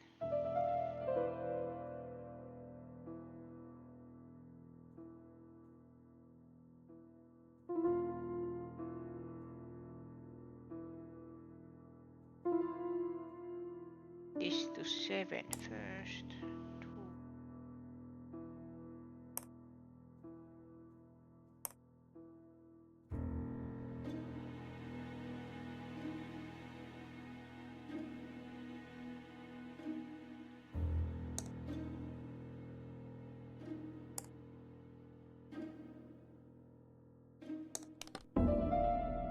Leaving the code on the trunk. What a strange character Franklin is.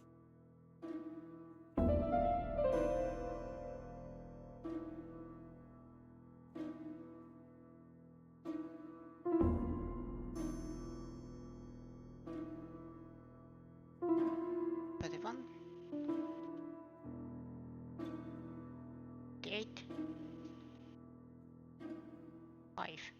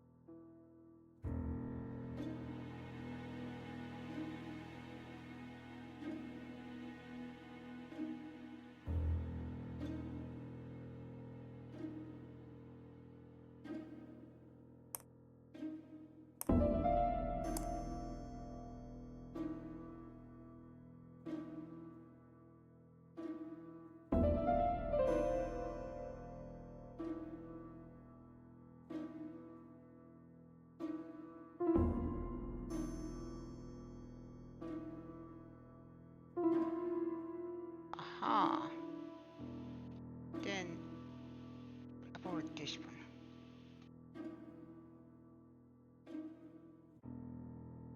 So 7, 10.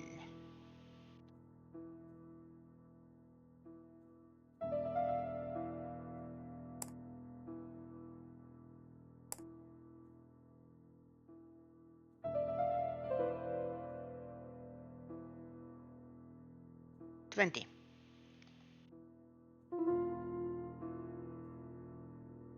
So, what is this sound? I figured it out. I should be able to open the trunk now.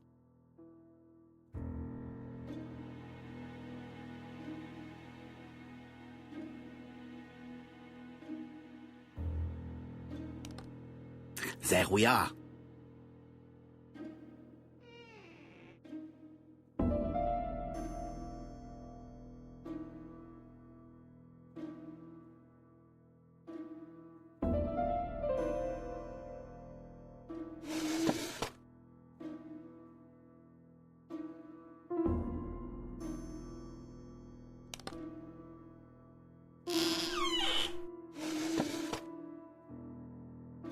Islands. Denlisk. Whiskey and other good quality drinks. Mr. Clark really has refined tastes. Whiskey and other good quality drinks. Mr. Clark really has refined tastes.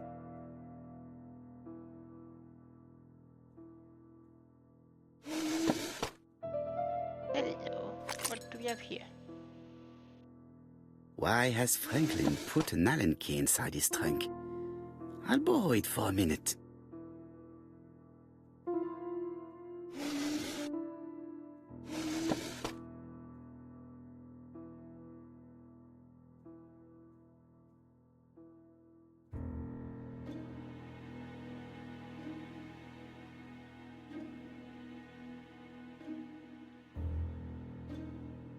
Whiskey and other good quality drinks.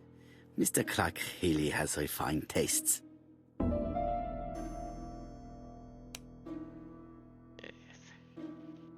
An Allen key. It can be used in 5 positions.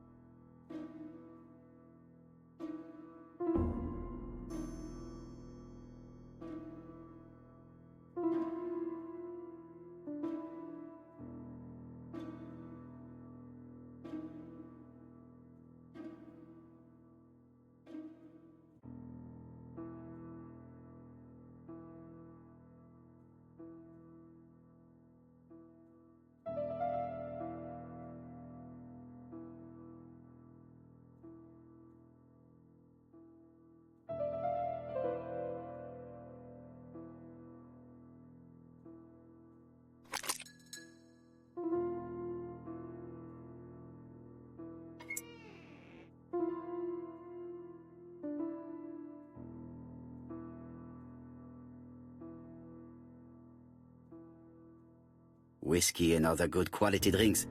Mr. Clark really has refined tastes.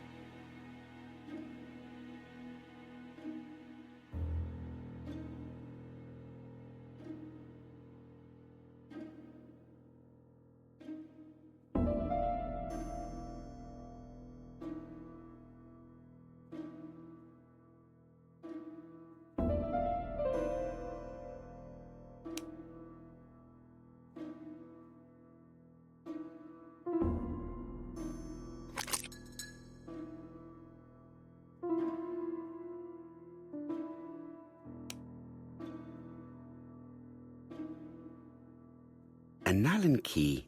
It can be used in 5 positions.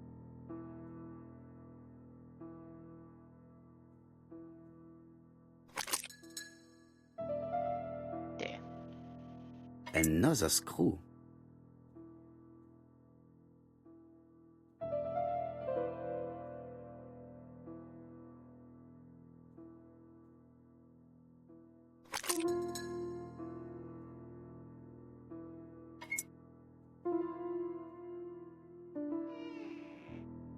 This engraving is not very easy to understand. I need to sort it out.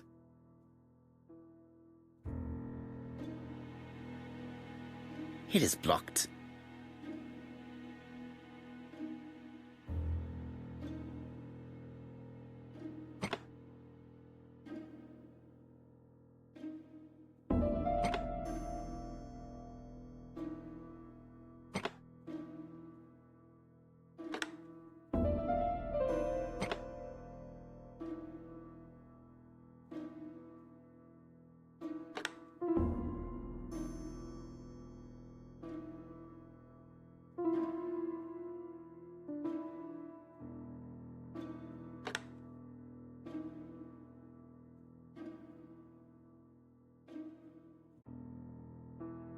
It is blocked. So it has to be fit for the middle one.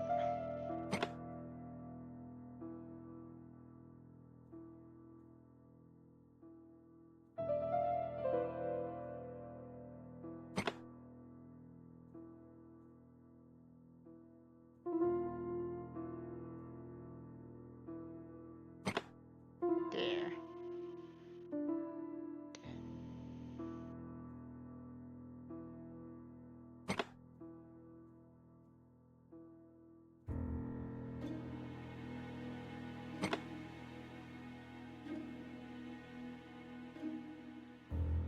Correct.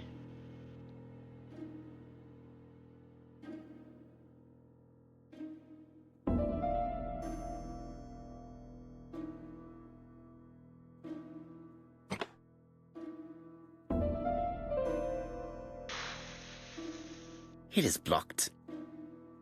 No, no, no, no, no, no, no. This is the correct.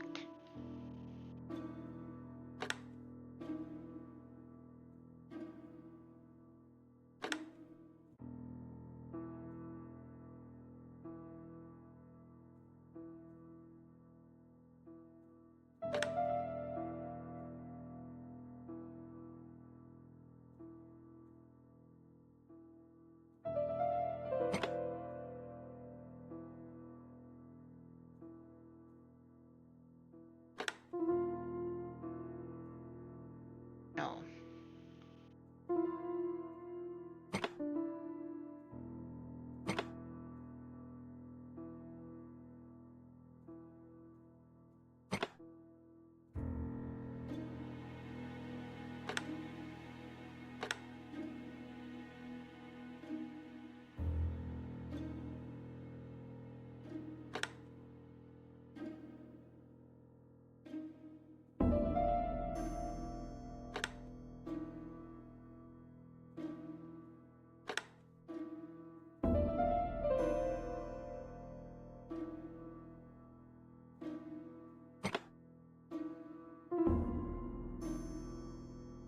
It is blocked.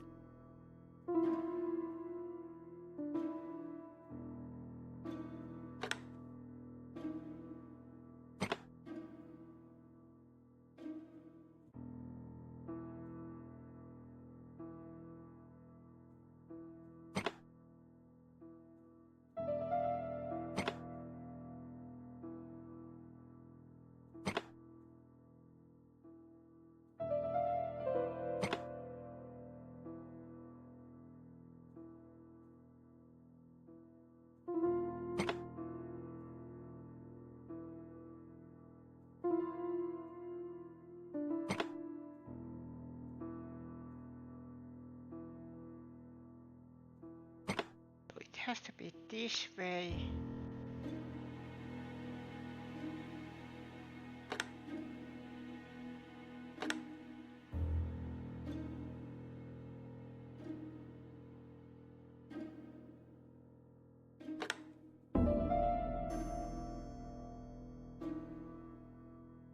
Franklin must really love his country to have an engraving in his trunk. I think I heard the panel above release. I am a genius.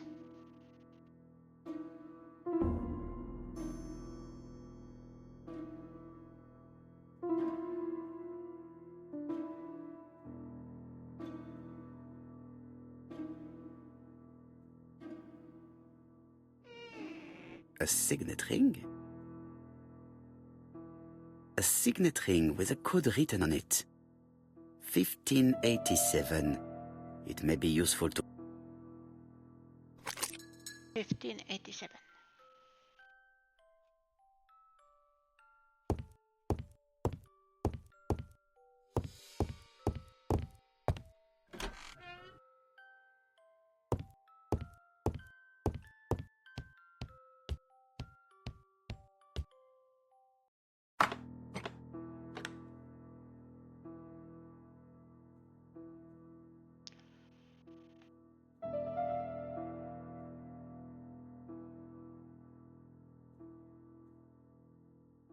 This plate appears to be able to move, but something is blocking it.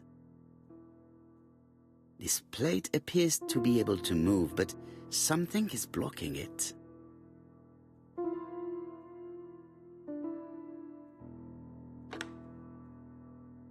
I think that signet ring should be placed here.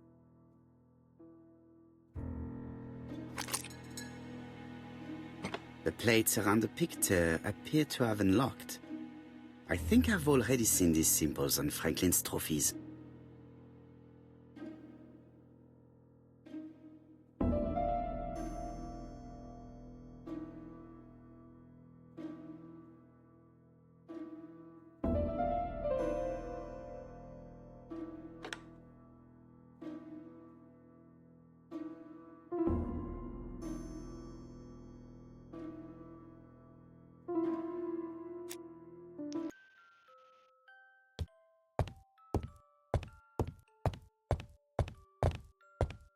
No. Let's investigate further before doing anything. Franklin appears to be very active.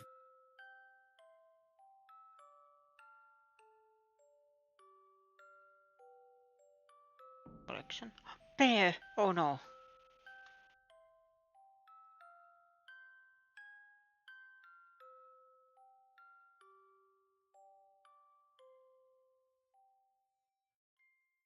Franklin Clark appears to be a typical British gentleman, a good sportsman, a hunter, a traveler.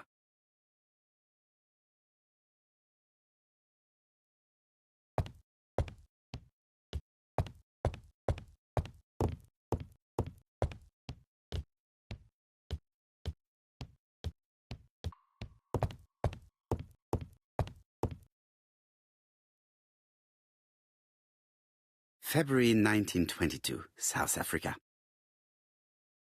South Africa.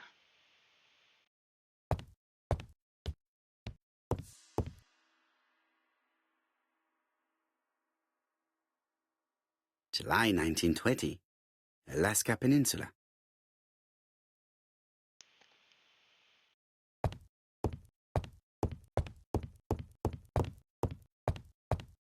I understand the logic.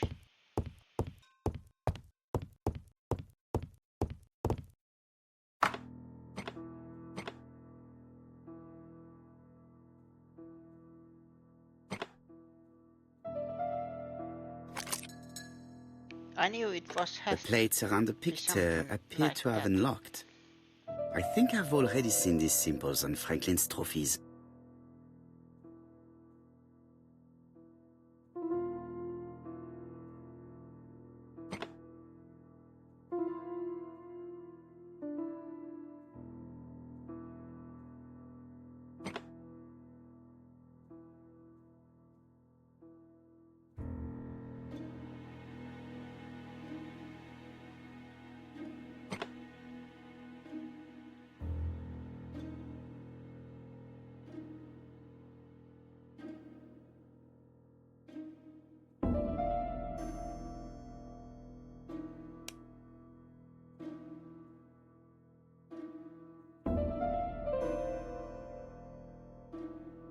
A signet ring bearing the Clark's family's coat of arms.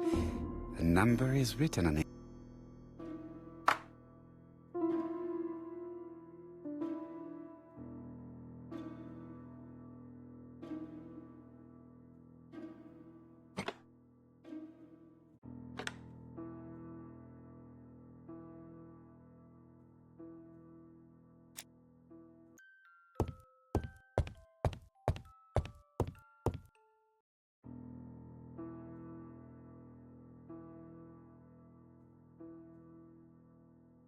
Four Chinese symbols are engraved on this Oh, no. padlock.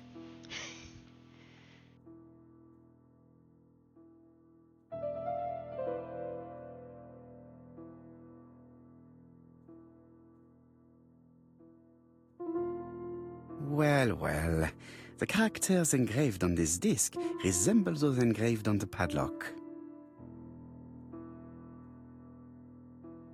That's it. This character appears to be the right way round.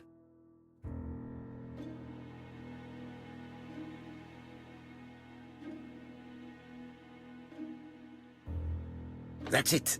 This character appears to be the right way round.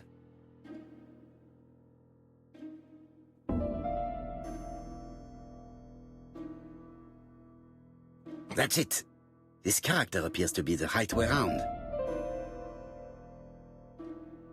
And this one. The position of this character looks right to...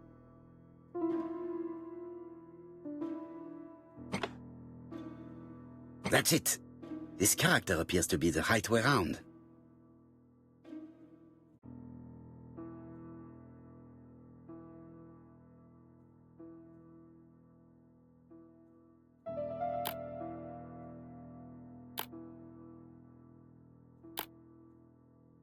No, it's not the right code. Let us check the Chinese characters again. This one is first.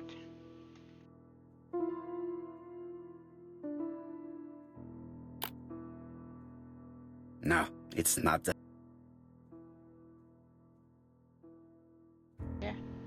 And second, if I am getting this right.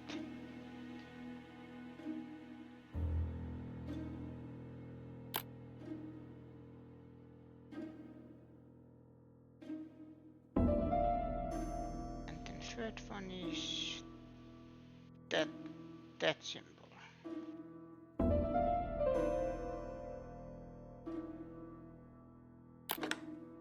Oh, At last, the cupboard is open. at last.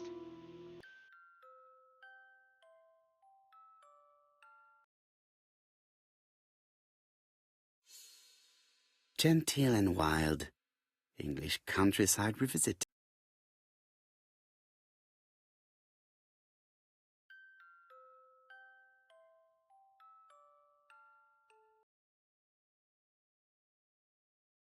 Traveling in China, a practical guide for English travelers.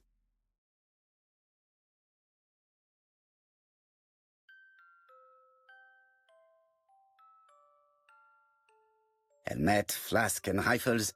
Franklin is very well equipped. The Railway Children, E. Nesbit.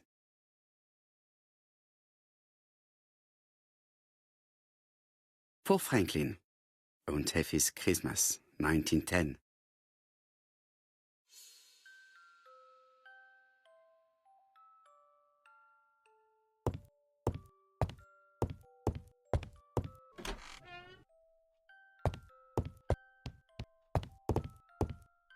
We have trophy here. April 1925, Aceh Province, Sumatra. Oh, I don't remember where Sumatra is.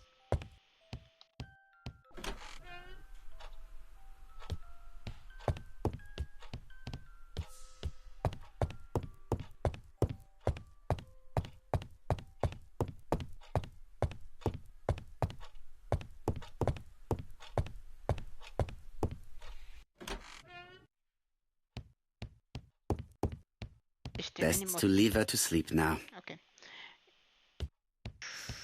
Is there any more office? No, probably not. Black Dragon's Curse. The Black Dragon's Curse. To Franklin, who will never grow up. January 25, 1928. Car Charlotte.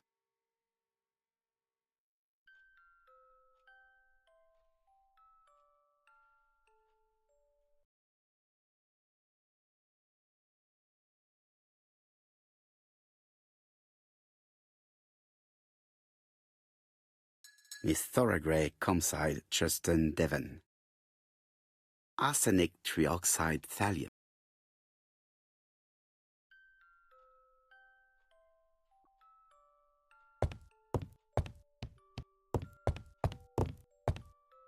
Okay, Sumatra.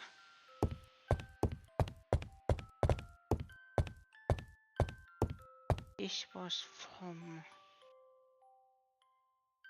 February 1922, South Africa. South Africa. But now, where was Sumatra?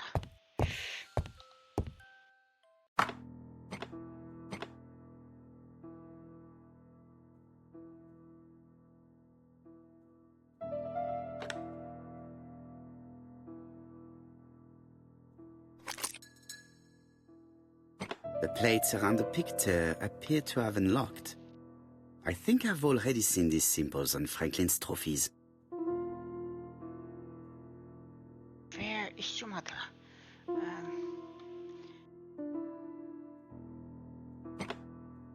There.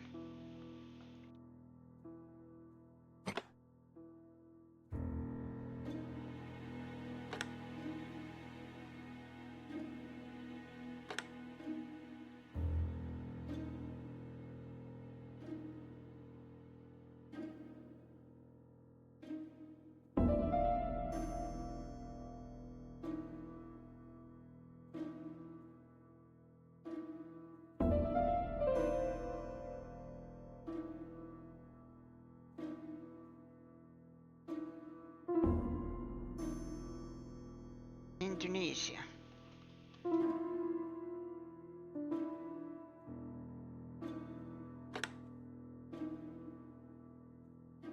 Yeah.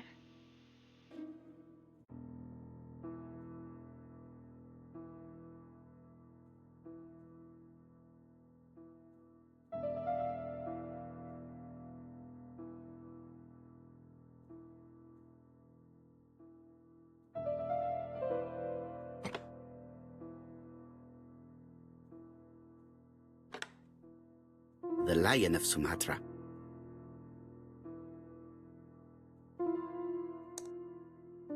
Aha!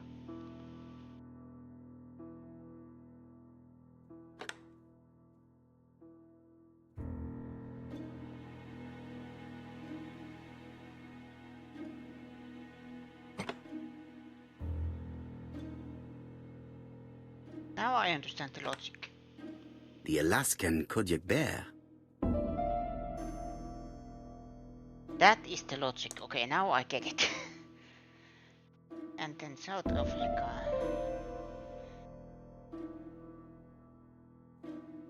This one. The African kudu. I heard the sound of a mechanism. Strange way of protecting one's safe. Triangulating one's hunting sites on a map.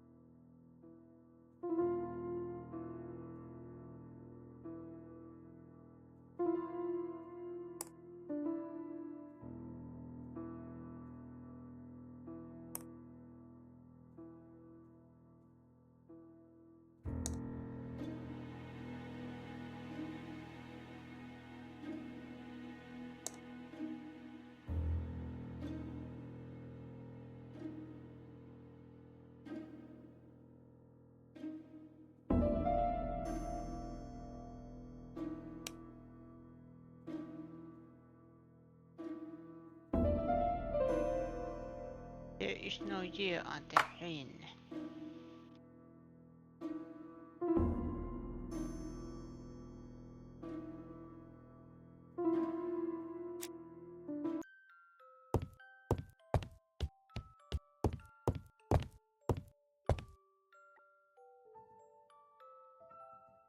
February 1922, South Africa.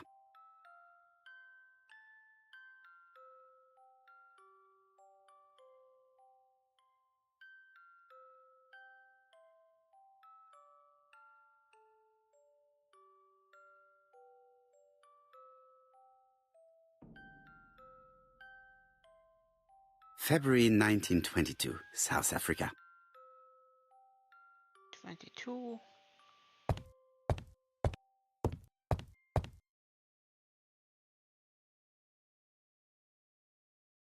July 1920, Alaska Peninsula.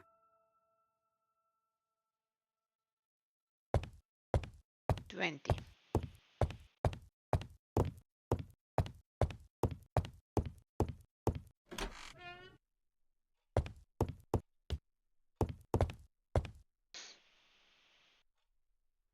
April 1925, Aceh Province, Sumatra.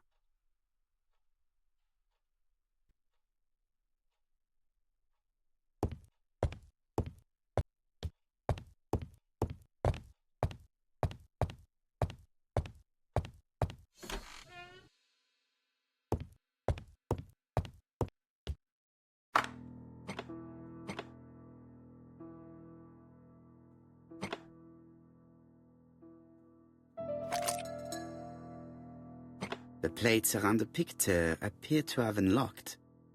I think I've already seen these symbols on Franklin's trophies.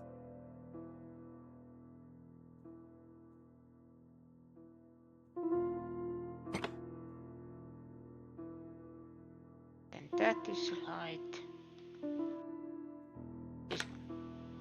The African kudu.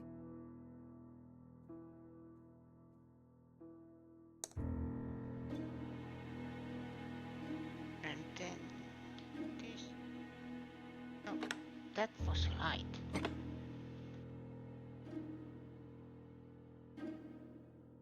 This one. This one.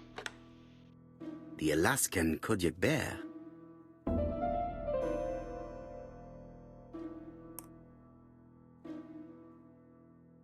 And then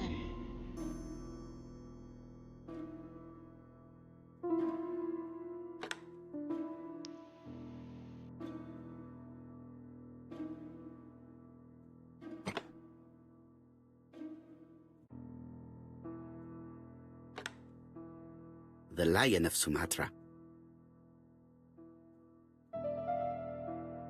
I heard the sound of a mechanism. Strange way of protecting one's safe. Triangulating one's hunting sites on a map.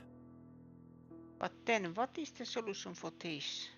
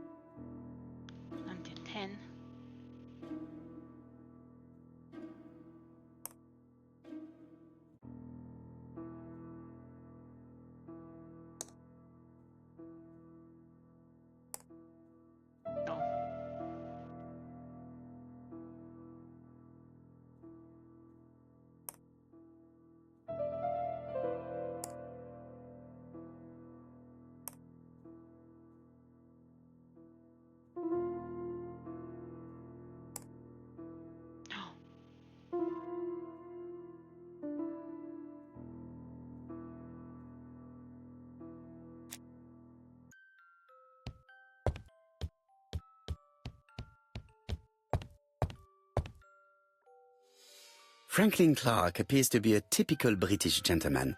A good sportsman, a hunter, a traveller.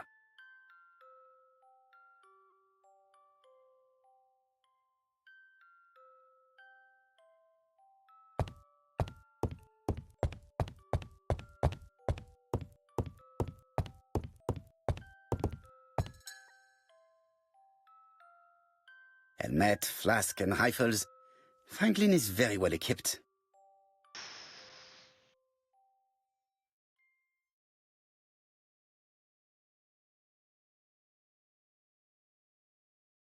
Is there any numbers in here? No.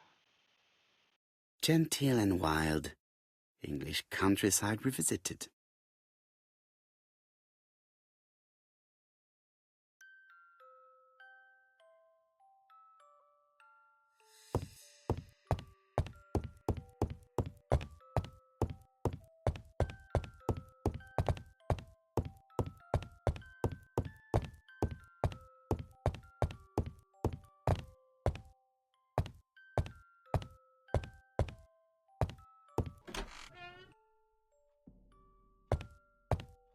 I do not need to make a telephone call now.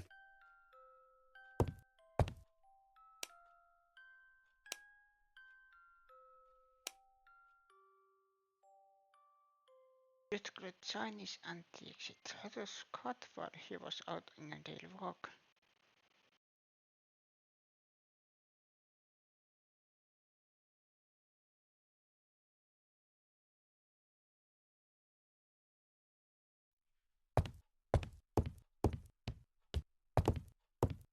I am not going to leave Comside now. I still have some things to do.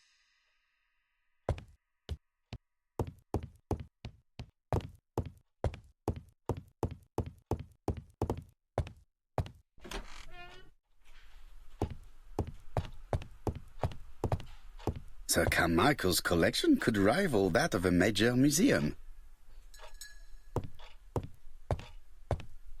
This unit contains the medical records for Sir Carmichael Clark's patients. Let us study them closely and see if there are any familiar names.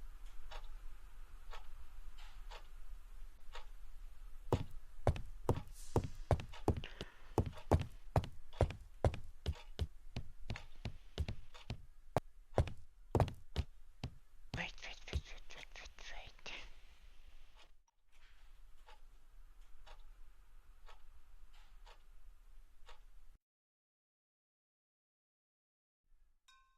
A dark dragon for a bright-haired maid. C.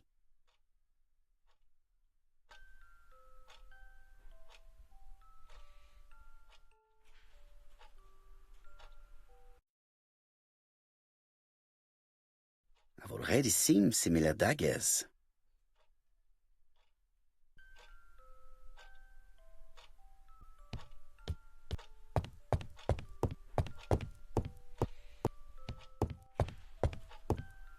I see some papers that were not there the first time I visited.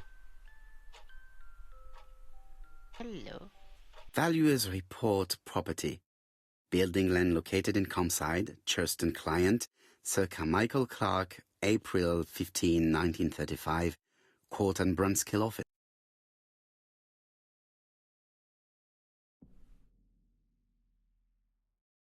Court and Brunskill. The name is familiar. Is that not the name of the firm Donald Fraser works for? So there is a connection.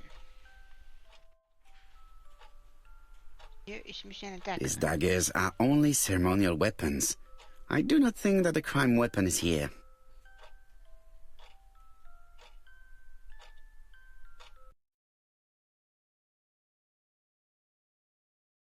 Ernest Logan, MD, Brighton Cancer Institute, 201 Dusk Road, Brighton, Sussex. To Sir Carmichael Clark, MD, Comside Churston, Devon.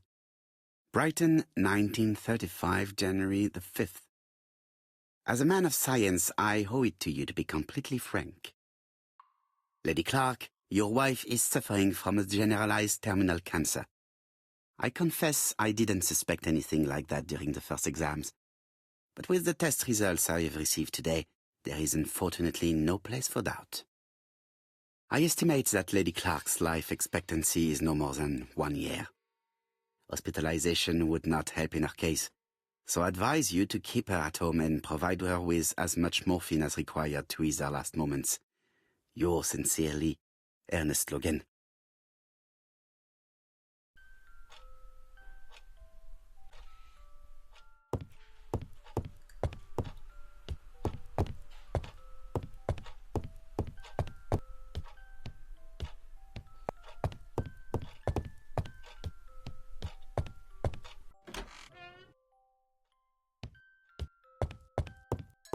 I do not need to make a telephone call now.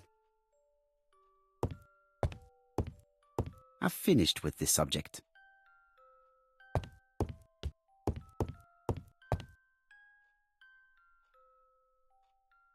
April 1925, Aceh Province, Sumatra.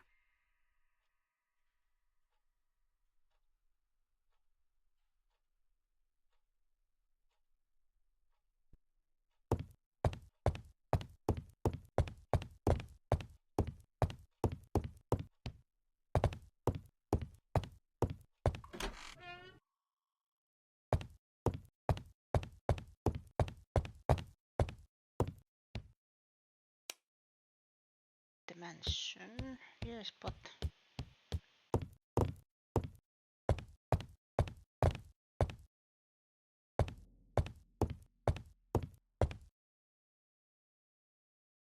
Franklin Clark appears to be a typical British gentleman.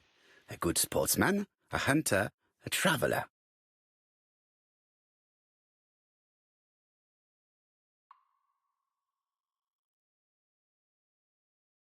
February 1922, South Africa.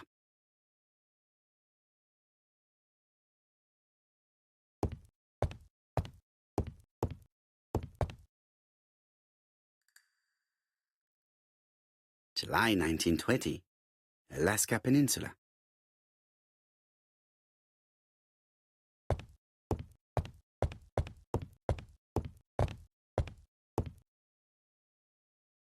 let's try this again.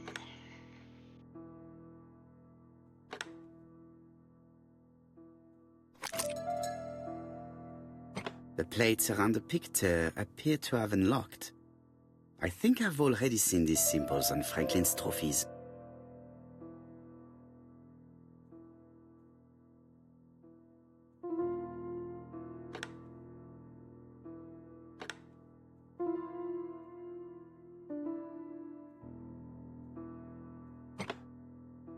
The Lion of Sumatra. That was first. Second.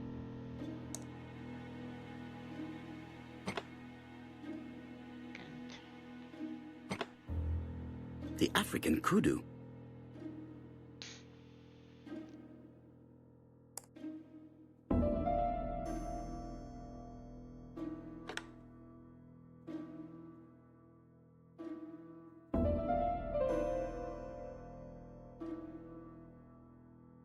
That is not. The Alaskan Kodiak bear. I heard the sound of a mechanism.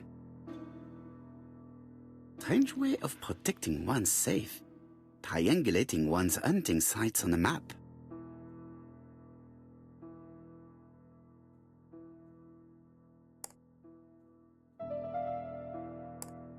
D5.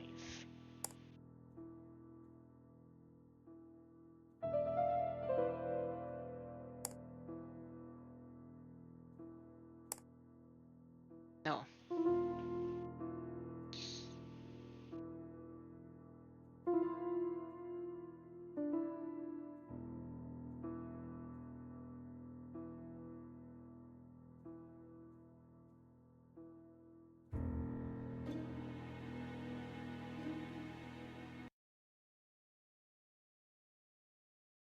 Here's a clue. So that is a 1.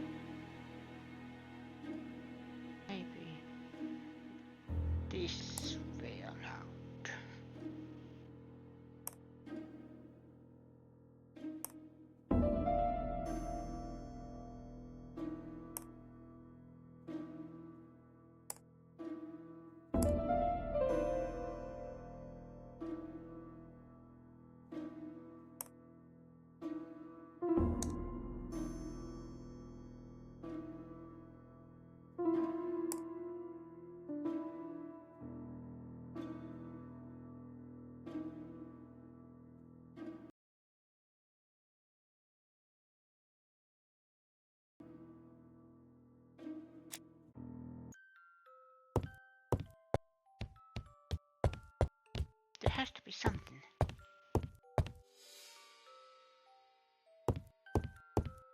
That I am too stupid to understand.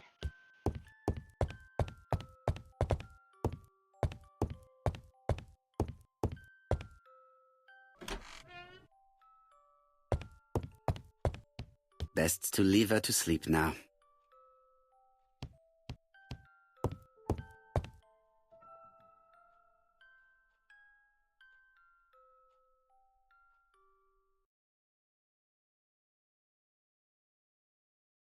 The Black Dragon's Curse.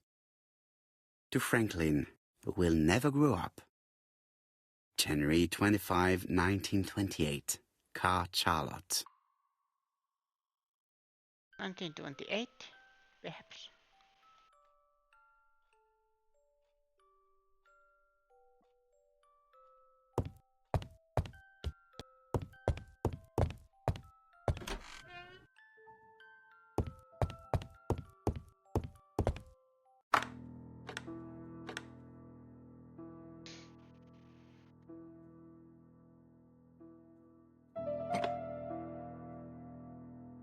I think the signet ring should be placed here. The plates around the picture appear to have unlocked. I think I've already seen these symbols on Franklin's trophies.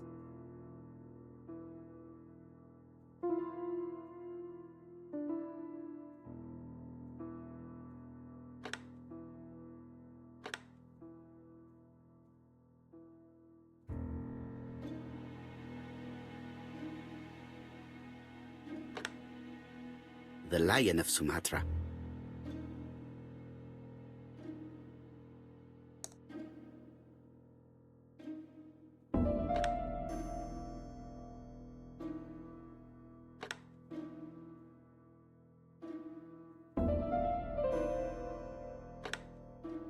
The Alaskan Kodiak bear.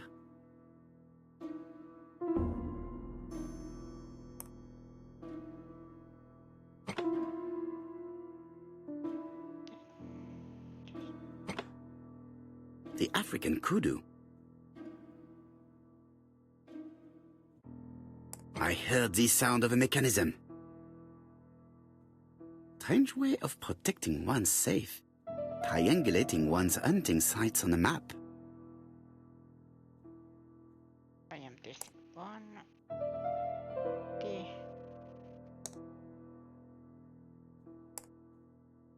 8.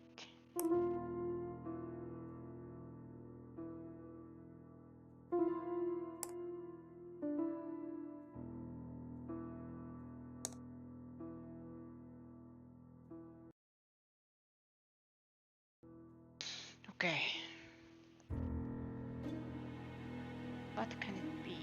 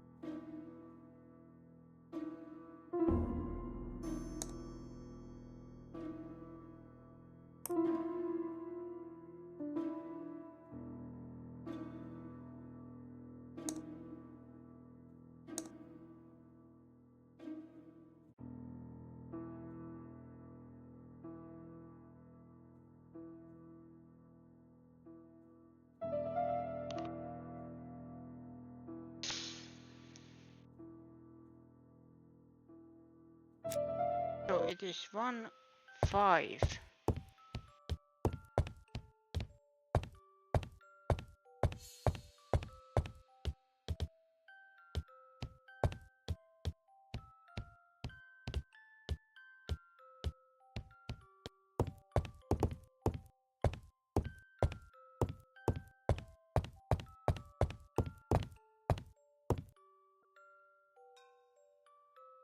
One, 5.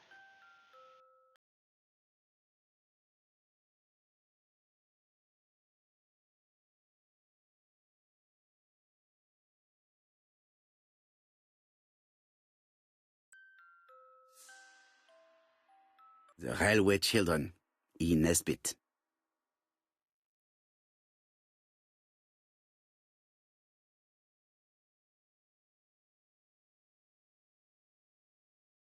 For Franklin, und Effie's Christmas, 1910.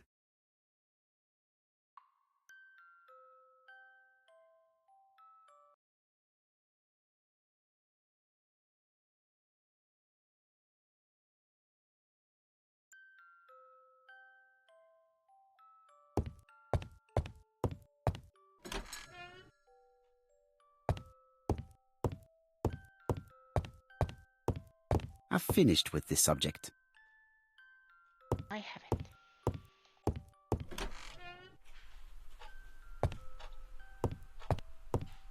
There are some very valuable objects here.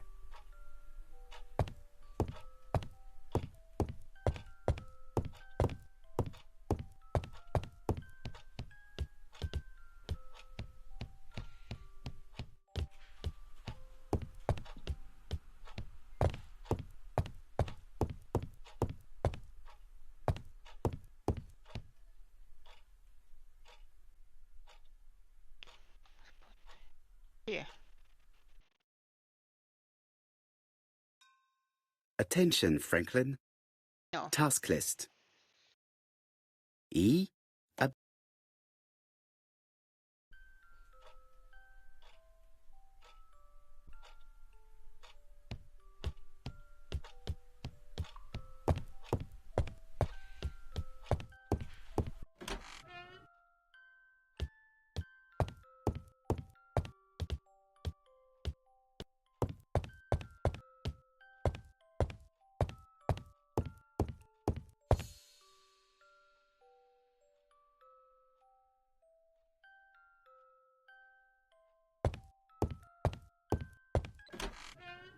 It is something 1, 5, but where can I get the rest of the code?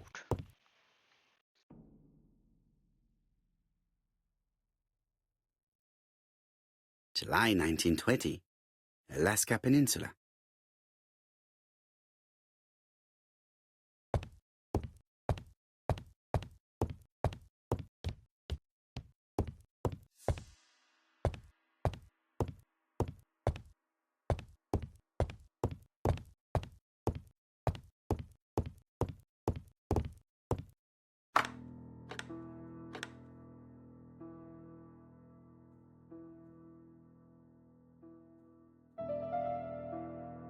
Unless it is here.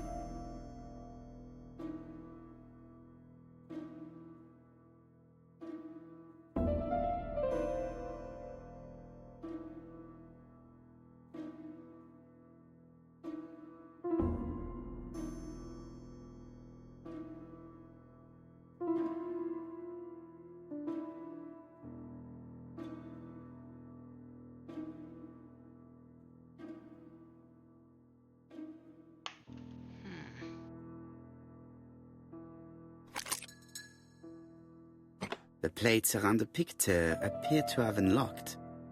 I think I've already seen these symbols on Franklin's trophies.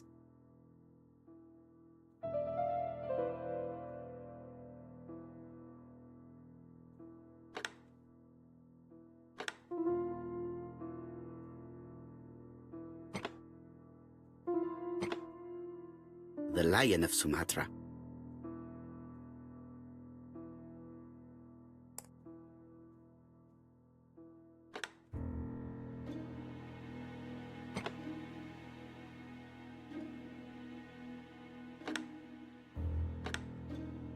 The Alaskan Kodiak bear.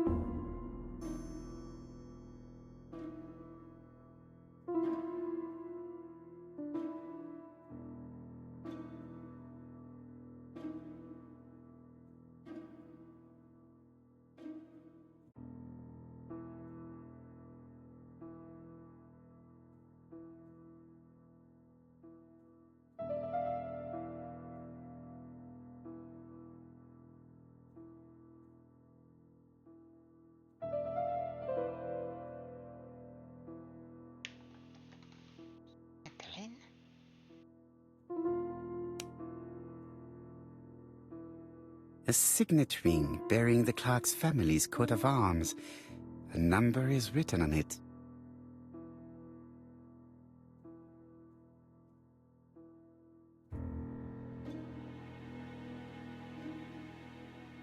Aha. 1587.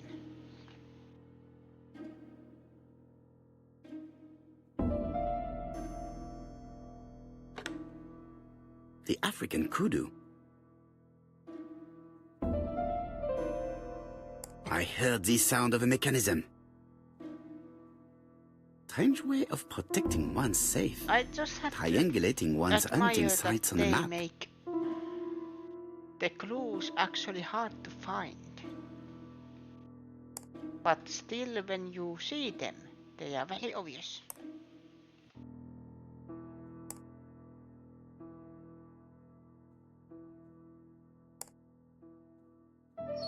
These documents are very likely going to help me for the rest of the inquiry.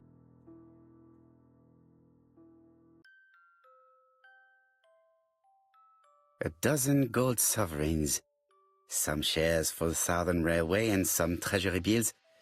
This is not worth much, hardly enough to justify a robbery. Eton College School year, 1912-1913. Franklin Clark. School report for Franklin Clark. According to his teachers, Franklin was a good student, but lacked discipline. Charlotte Clark Comside Churston, Devon. To Mr. Franklin Clark Peninsula Hotel, Salisbury Road, Chim Sha Tsui, Kowloon, Hong Kong, Comside, 1935, January 1st. I wish you with all my heart a happy year 1935. Writing my greeting cards, I have affectionate thoughts for you. Always smiling as a child, sailing to distant countries and bringing back to us trunks full of wonder. At home, everything annoys me, starting with this young Thora Sir Carmichael is so fond of. I have nobody to share my feelings with, so I write to you. How can I tell you what happens to me? The simplest way the better. I am doomed. I still have 1 year to live, no more. How do I know? I opened the secret drawer of Carmichael and read a letter not addressed to me. In this letter, Dr. Logan tells my husband in the most direct way the truth he conceals from me. So, I know.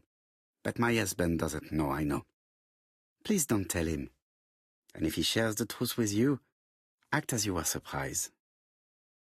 Carl will probably speak in his usual convoluted way, but I wanted to be the first to announce it to you.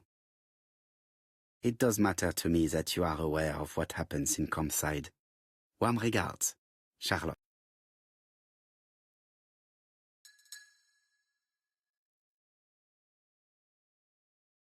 Sir Carmichael Clark, Campsite Churston, Devon, to Mr. Franklin Clark, Peninsula Hotel, Salisbury Road, Tsim Kowloon, Hong Kong. Campsite, 1935, January the 12th. Dear Franklin, first, I wish you a good start to a successful new year. I have received your letter dated December 10th. Thanks for defending my interest against Wang, this robber. Things could have got pretty bad if you weren't a real cold-blooded guy. I envy you for that. Things go on here much as usual. Charlotte is moderately free from pain. I wish one could say more. You may remember Thora Gray. She is a dear girl and a greater comfort to me that I can tell you. I should not have known what to do through this bad time but for her. She has an exquisite taste and shares my passion for Chinese art. No daughter could be a closer or more sympathetic companion. Life has been difficult, but I am glad to feel that here she has a home and true affection. You wrote me you want to stay in China for 1 more year or even longer. I don't object. The longer you stay, the more opportunities you will have to increase our collection. Nonetheless, you should know that we miss you here, and that Charlotte will be gone by the time you come back. I am, dear Franklin, your truly affectionate brother.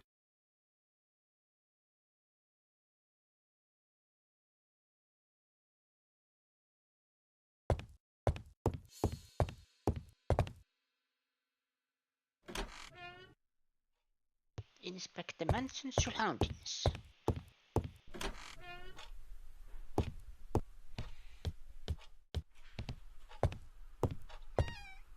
Now we can go outside. Where is the horrible smell of carrion coming from?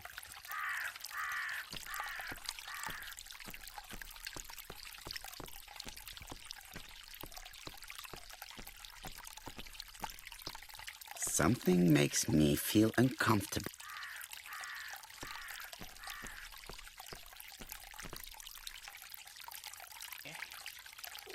Brown pellets. Revolting. Tut-tut. The gardener does not follow the alignment. There, that's better. It is symmetrical. You believe that symmetry is the source of all beauty and that order generates virtue. What a pleasure it is to sort through things and tidy up. You are loyal to Poirot's spirit.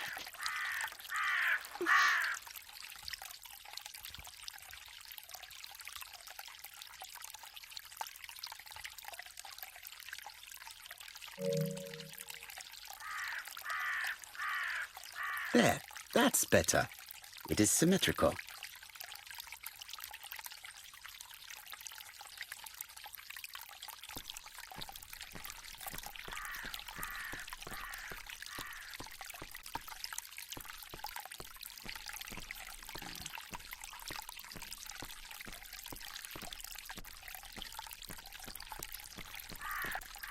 This wisteria is in full bloom.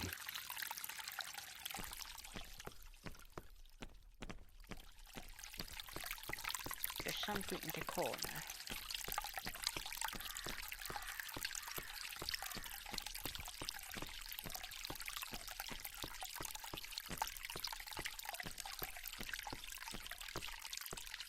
It was probably the gardener who lit this fire. Look here. I wonder if someone wanted to get rid of this paper. This object will probably be useful to me. Let us now try and get our brain cells to work.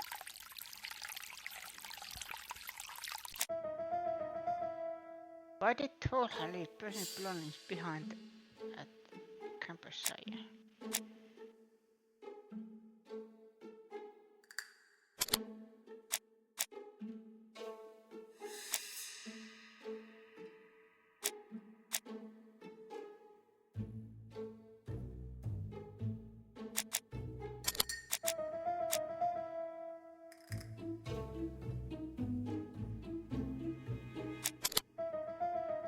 Thorha does not want to be accused of theft. Everything that Thorgray has left behind comes from Sir Carmichael's collection. He most probably gave them to her, but she chose to leave them here rather than run the risk of being accused of theft. It is understandable when you know just how much Lady Clark mistrusts her. Let us now try and get our brain cells to work. Stola poisoner.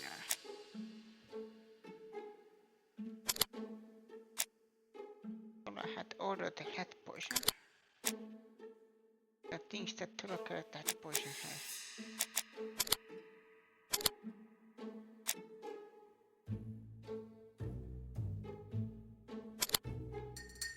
Torque never considered poisoning Lady Clark.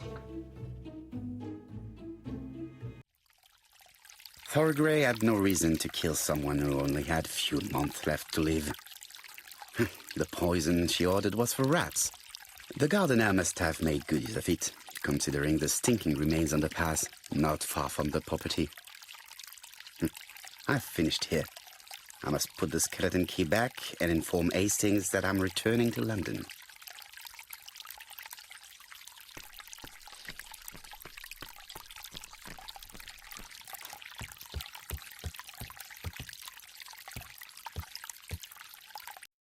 And here is the... yeah.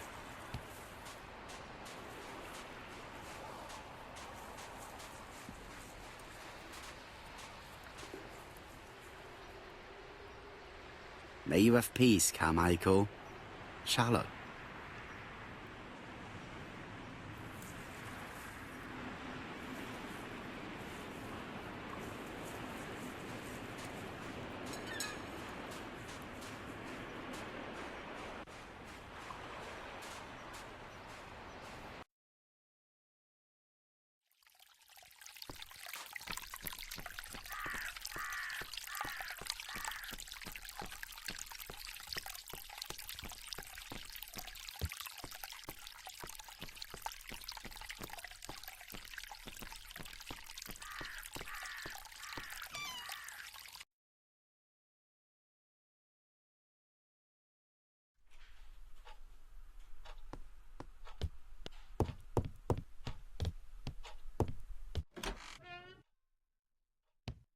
Skeleton key back. April 1925, Aceh Province, Sumatra.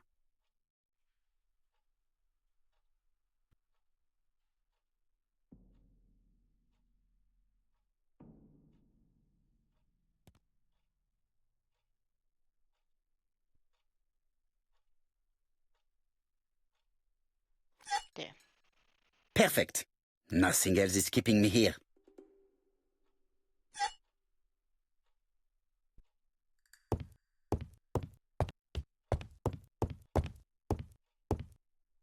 Hello, Hastings. I have finished in Charleston. I will take the first train. Tell me, do you know how to restore writing on a burnt document? Yes, you just have to soak a cloth with a hydrochloric acid solution and rub the sheet of paper. Then the characters appear. Bien. You have been of great assistance, Hastings. Could you please order the solution as soon as possible? Of course, but what documents do you want to read? You will see, my friend. À ce soir.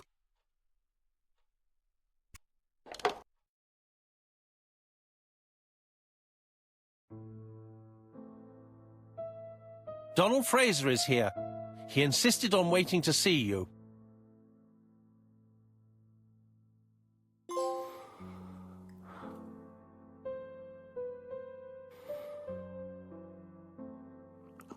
Hungarian moustache. But it is 3 hours I am thinking of. Stopping this stream of Hercule Poirot. Here.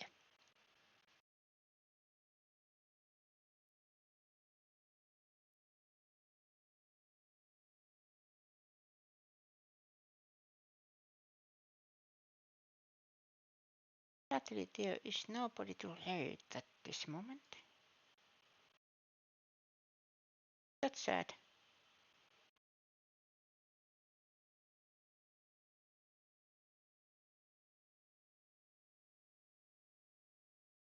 But yeah,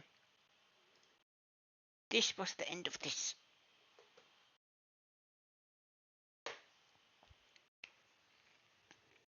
And I will probably continue this tomorrow. Looks like it. Until I can get my PC to work.